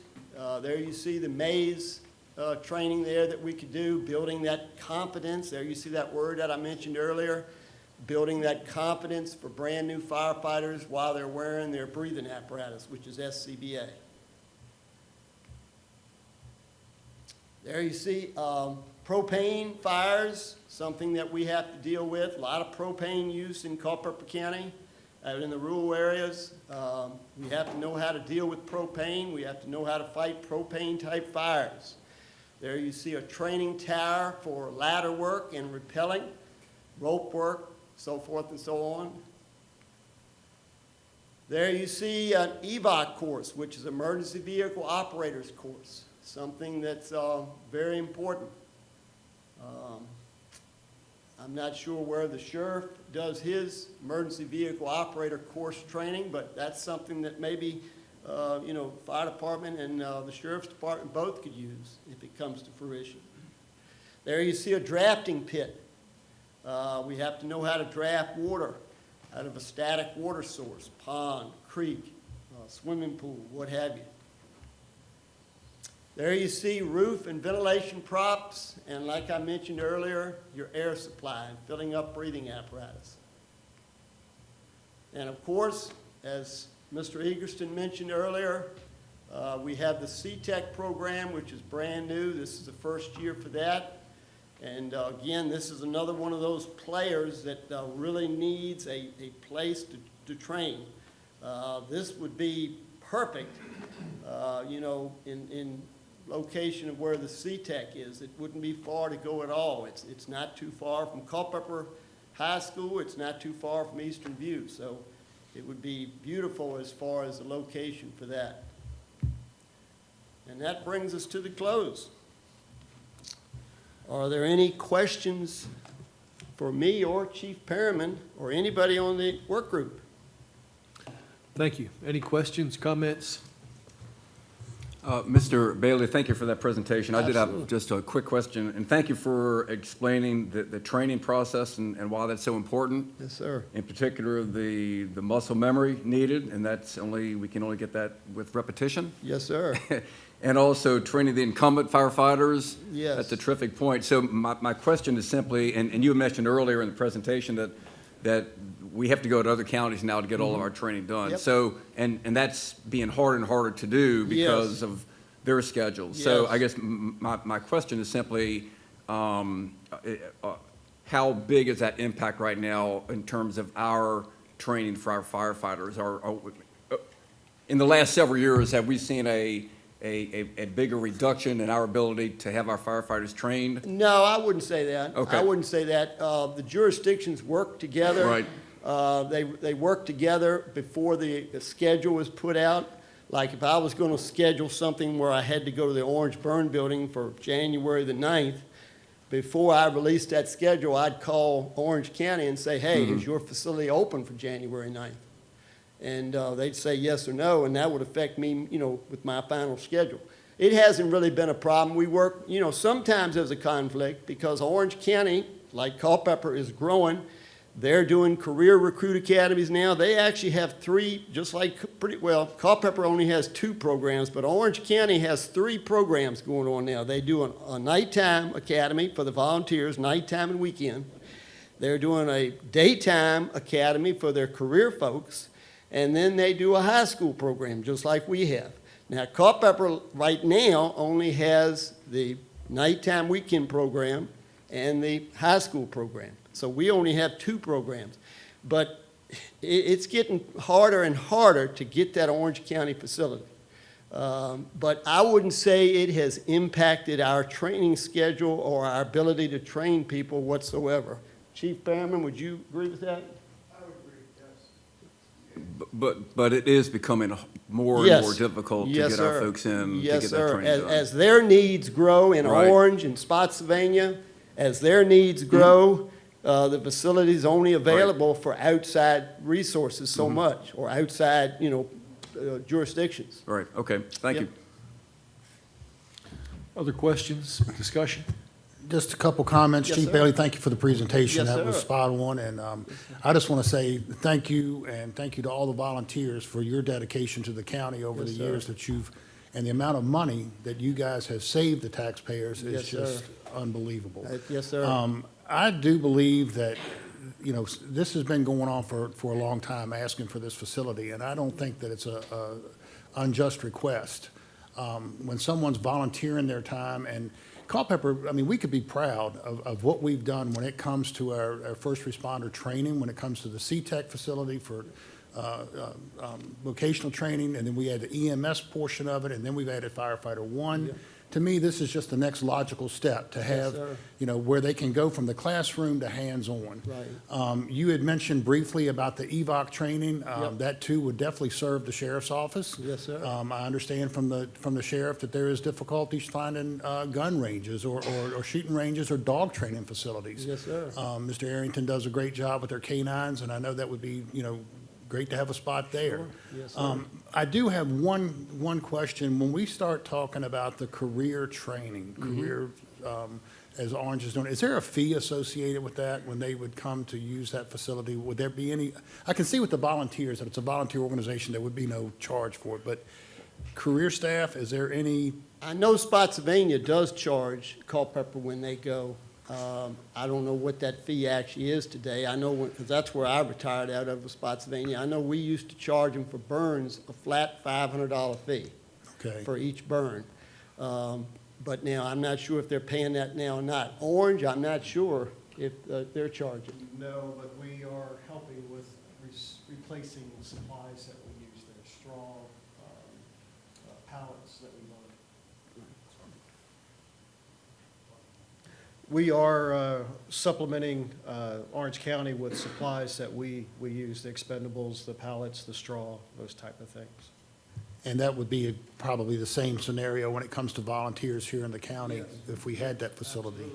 And again, I think that going forward, taking the baby steps, getting the burn building, and then a master plan of what that facility would look like, it could very well be a revenue generator for career facilities. And again, I, for one, as one board member, and I'm sure I speak for a lot of the other board members and the citizens of Culpeper, anything that we can do to preserve our volunteer fire and rescue is priority one. Absolutely. And, it's kind of ironic how all this plays out this morning, based off of the discussion that we've, had about the growth, the demand from, people moving here from the north on how quick they want services. And again, the location to me is a great location because it's not right next to houses, providing, as we have committed to earlier, of continuing the conversation of preventing the sprawl out into the rural areas. This should be a good spot for decades to come. Sure. So I, for one, am 100% behind moving forward with this. that. Thank you. Any further questions? Chief, are you looking for support for future study? Is that where we're headed today? So yes, the company that Chief Bailey mentioned, they've provided us with a write-up of what it would cost to do this master plan. There are some add-ons too that would come with it. One of the things that has come up is the smoke drifting. There's studies, weather conditions that they can have a civil engineer come in and look at the last 20 years to see which way the wind blows, how often it blows, what's the wind speeds, all those types of things. So we're looking at now to put this master plan together. They quoted a $26,000 price tag with additional add-ons, fees that may come with it. We're asking for $35,000. We think we're in the right ballpark. We do have the money set aside in our CIP funds that we have been setting aside for the last several years. So we would take it from that bucket of money. Any further discussion or a motion to that effect? I just say, Mr. Chairman, I don't know what the direction we might go from, the prevailing direction, we think might be, if they came out to the fire, the wind gets up. Yeah, absolutely. $10, we will blow the streets like a fire. That could save us some money. Mr. Chairman, I'd like to make the motion that we authorize the association to move forward with this study and get this master plan going, and hopefully we can keep the traction once we get that back. And I know we're looking at some big capital expenses coming, but I don't think that we can put a price on public safety and health and welfare. That, to me, should be priority one. So I would make the motion we move forward with that. Second. We have a motion and a second. Is there further discussion? All those in favor say aye. Aye. Aye. Opposed? The motion is carried. Thank you. Thank you all for Mr. your Chairman, support. could we take a 5-minute break? Certainly. 5-minute break.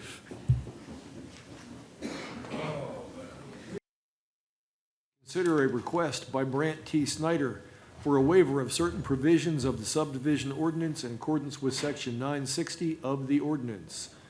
And John, would you please introduce this item? Yes, sir, Mr. Chairman. The applicant in this case, Mr. Snyder, emailed our zoning administrator yesterday requesting that this be removed from the agenda until March. So if the board is comfortable with that, we can move on. Any objections? We will move forward. Our next item of business is committee reports. Mr. Underwood, Public Works. Didn't meet. Building and Grounds has nothing to report. Rules Committee, Ms. Gugino. No action items. Mr. Rothamel, would you like to give us an economic development report? I would. And I must say, you look very good in your pink jacket this morning in the paper. Oh, thank you. It's not often I get to present at this time. The sun through the window is, I'm just going to stand like this for a little bit. So,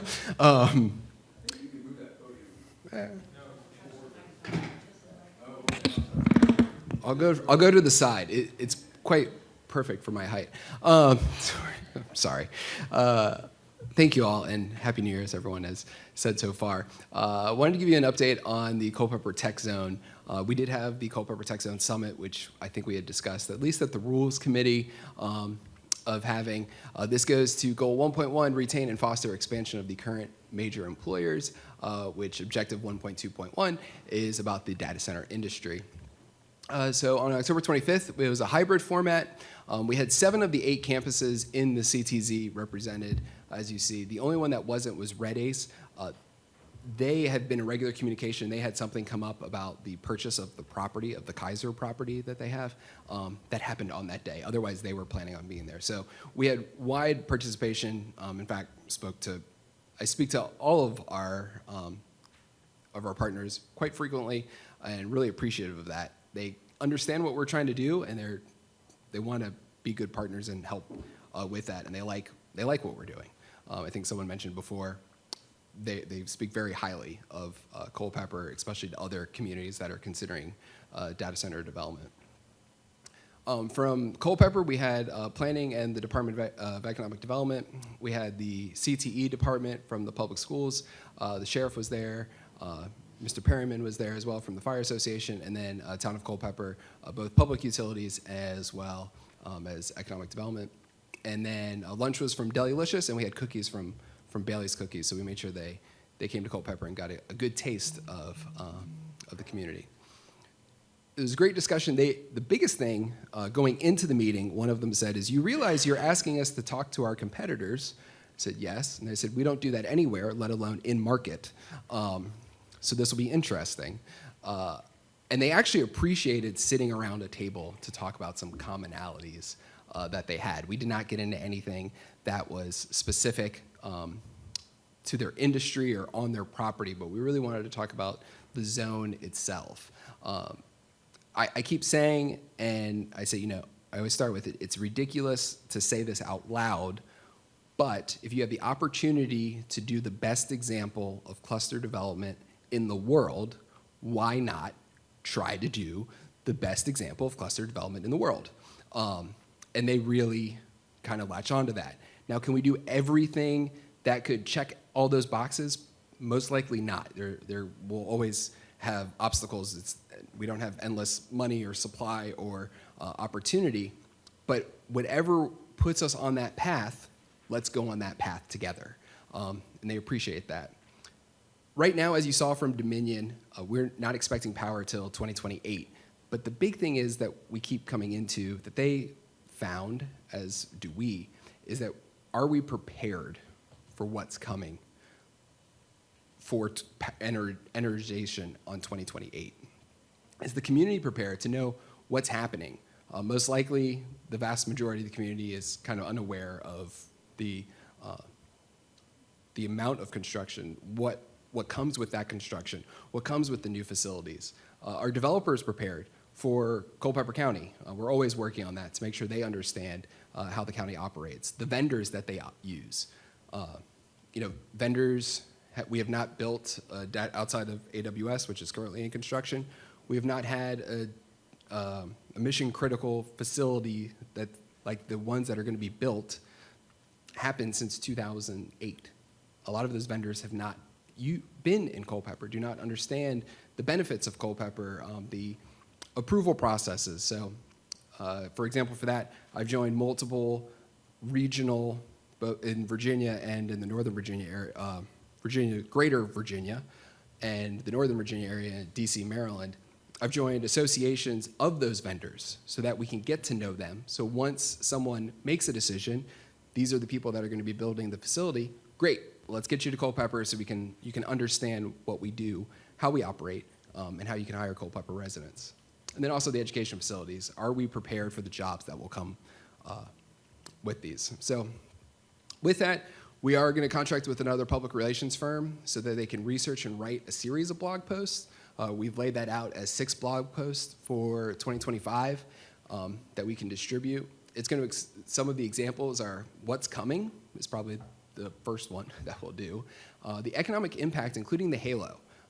We will be creating, there will be a lot of cash that will be flowing into Culpeper when you go through how many construction workers will be needed.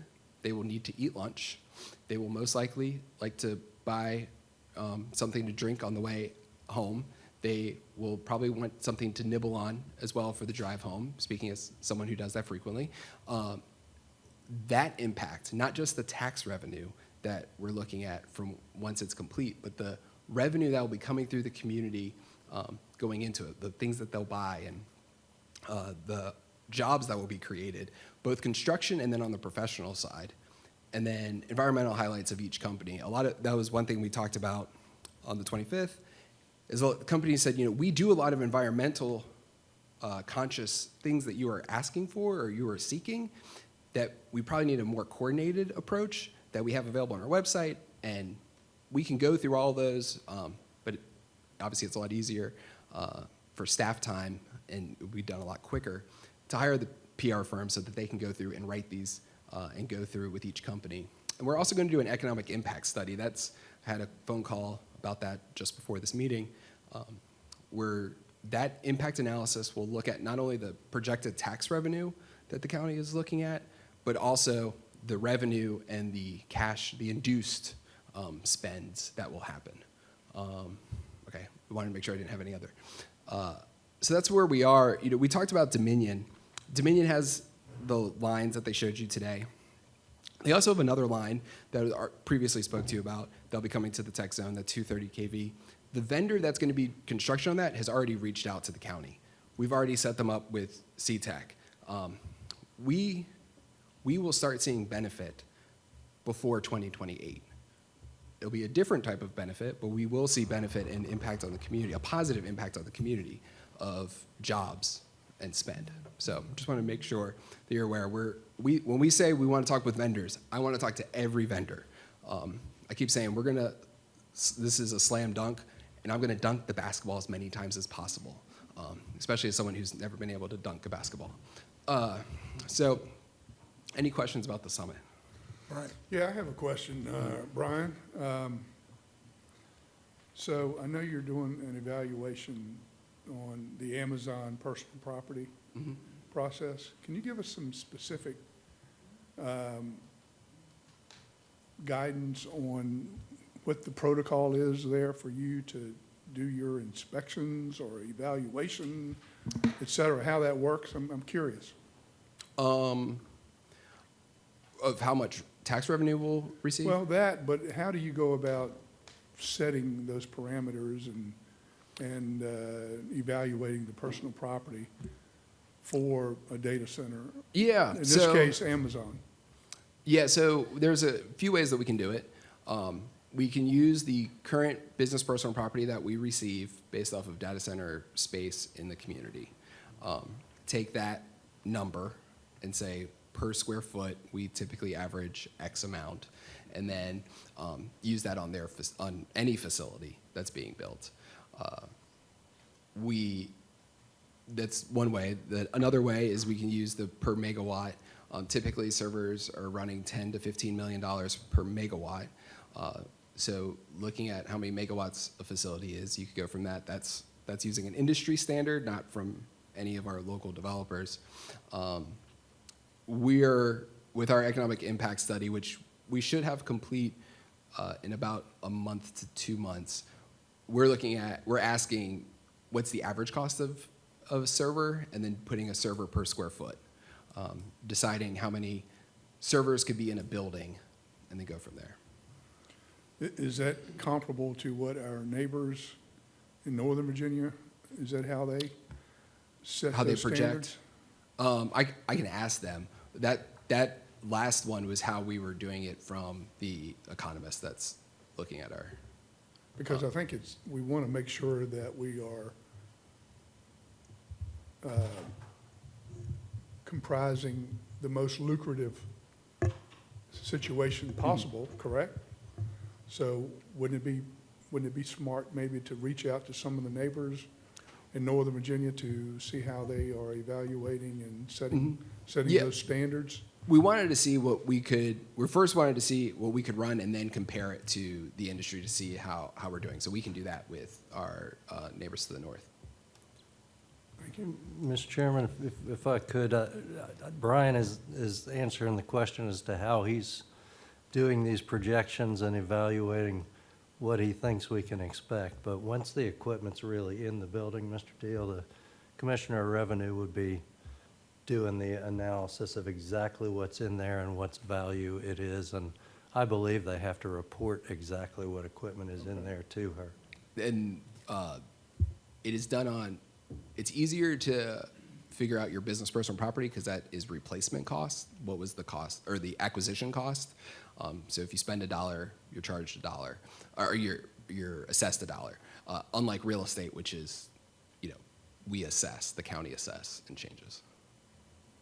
And a note on that aspect is that it also depends on who the tenants are, because density of servers is very drastically different compared to some, and others. Some want very low-density areas, some want very high-density areas, and I've been in data centers with both. So that also adds a second level of complexity when the fact of you don't know if they're going to be a high-density building or a low-density building to do any of these projections until that facility is actually full. We want to give you the most accurate number, but we don't want to give you a number that is, we hit the lottery every single time. We want to make it a conservative but accurate number. Well, we approved this project for Amazon. We should have hit the lottery. That's one of the reasons we approved it. So that's what I want to see, is lottery revenue coming in to us to help pay for some of these expenses and debt we're going to have. What I mean is, we will. The tax revenue, these will be every single data center that we built will be the most expensive real estate that we have in the county, and we'll have the most expensive equipment that we have in the county. Brian, I have a question relative to timeline on construction. Mm-hmm. So power will be available in 2028, let's say. Do we expect construction to be ready so in 2028, when they turn the power on, things can begin? Or will construction begin in 2028 when the power is available? There'll be a little bit more of an overlap. It won't be building built and then waiting for power. It will be building in process, from what our partners are explaining. We expect ground movement somewhere 26, 27. Civil work 26, 27, with construction, building construction 28. So I would anticipate that we'd have buildings complete end of 28, 29. So their goal was going to be to have the two coincide? Correct. Okay. Brian, I've had a couple constituents have reached out, and, we talk about the tech zone, we talk about, all the tax revenue. Well, people don't have a clue about what these campuses, how many data centers are on each campus, and with this public relations firm, it would be great if we can incorporate that for for data center campus one, this is what we're looking at in buildings, and just so the public knows. And that's what the partners are even, have been looking for, is that we just have a better understanding in the public of what, I use the Culpeper Tech Zone represents 0.4% of our entire county.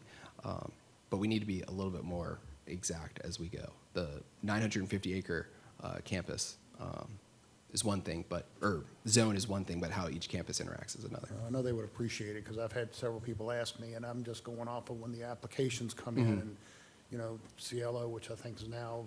EdgeCore. Yeah, and, from what I can remember from the conversation, but it would be nice if we could. Yeah, touch that's base one on of that. the things we want to include.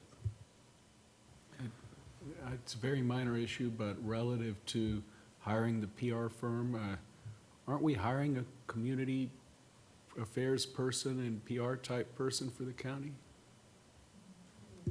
That is the plan, yes, sir. Well, we may have internal resources that could help you there rather than the PR firm. Okay. And we can check with Mr. McLaren. Great. There's plans for that position. Beautiful. And one final thing, Brian. So we are hearing from our data center partners that there is a commitment to environmentally friendly practices above and beyond the minimum standards. Correct. I mean, they're looking at building the best buildings Right. at the time of. And they do a lot of things already that probably is not as well known just because it's in an ESG report on the Right. website. Okay, thank you. So we want to pull those out. I don't believe there's further questions. You have another part to the Just presentation. real quick. Continue on. Yep, we submitted for top projects for the Virginia Economic Developers Association. It's in its third year. There's a little background. The top projects that were honored this year was a $750 million Caesars, Virginia in Danville, a $681 million project, LS Greenlink. They're actually going to build the tallest building in Virginia as part of that. And then $100,000 launch Lynchburg. And then our $2,500 work in Culpeper from us. So that was our budget for our project. And we won second. So it's pink. It's bright. I got it with the intention to wear it to this event. So I was glad to wear it, and then also glad to win an award with it too. So it's a GOAT award, but it's given out annual, so we call it the greatest of annual time. But anyway, we're just really proud that work in Culpeper from the Economic Developers of Virginia was recognized as having a positive impact on the community, similar to projects that are multi-millions. That is the second ugliest sports jacket I've ever seen, with John Krawchuk back there being the first. Well, and this project submission is a video, a creative video to kind of explain what you're doing. Didn't include it in the presentation, but happy to show and share. A special thanks to the school system that participated, CTEC specifically, and then also John helped film it and edit it and did an excellent job. It's a Seinfeld-inspired 1-minute video. So happy to share that as well. Thank you, Brian. Any further questions? Thank you. We'll move on now to our administrator's report. Mr. Eggertston. Thank you, Mr. Chairman. Just a couple of things quickly. A reminder that now that we have accomplished the majority of our organizational meeting, it will be time to establish the standing committees, which I'm sure the chairman is well prepared to do. But I did want to ask if there's, between needing to still appoint the committees and the delay in our board meeting, today is Thursday. We normally release committee agendas today. Is there a desire to perhaps bypass committees until February?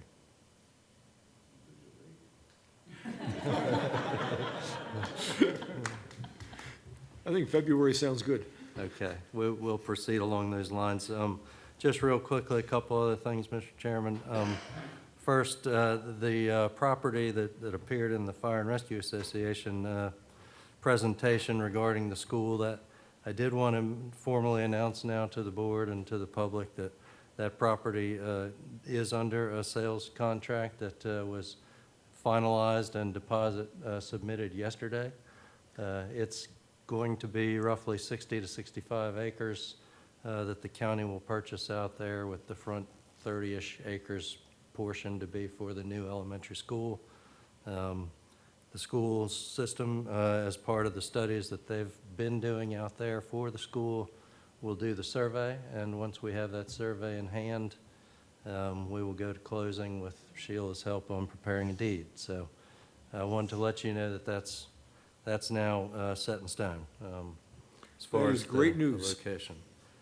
And I guess the final thing for me today, Mr. Chairman, is simply that this is my last meeting, and I want to tell this board and all past boards and my staff and the citizens of this community that my family is grateful for the 37 years I've had here. It's been nothing but rewarding, and thank you so much. Thank you, John. And I think on behalf of the board, we wish you the best in retirement, and we will miss you. You've done a fantastic job, and wish you only the best. And Sam, we look forward to having you up here next month. Thank you, Mr. Chairman. Looking forward to it.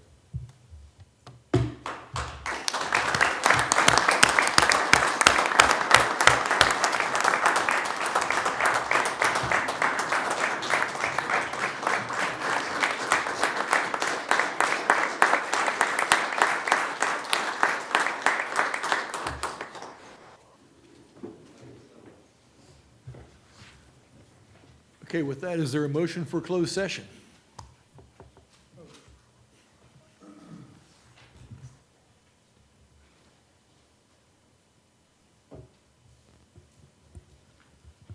Mr. Chairman, I move that we enter into closed meeting as permitted under Virginia Code, Section 2.2-3711, A3, 6, 7, 8, and 29. 2, consult with legal counsel regarding a specific legal matter, in particular, a pending lawsuit requiring the provision of legal advice by such counsel, where, if made public initially, the legal position of the board county would be adversely affected. Number 2, discuss and consider the potential purchase of real properties located in the West Fairfax District, where discussion in an open meeting would adversely affect the bargaining position, negotiating strategy, and financial interest of the board in the county. And number 3, discuss and consider the potential award of a public contract involving the expenditure and/or investment of public funds where competition or bargaining is involved, where, if made public initially, the financial interest of the board and the county would be adversely affected. All in favor? All right.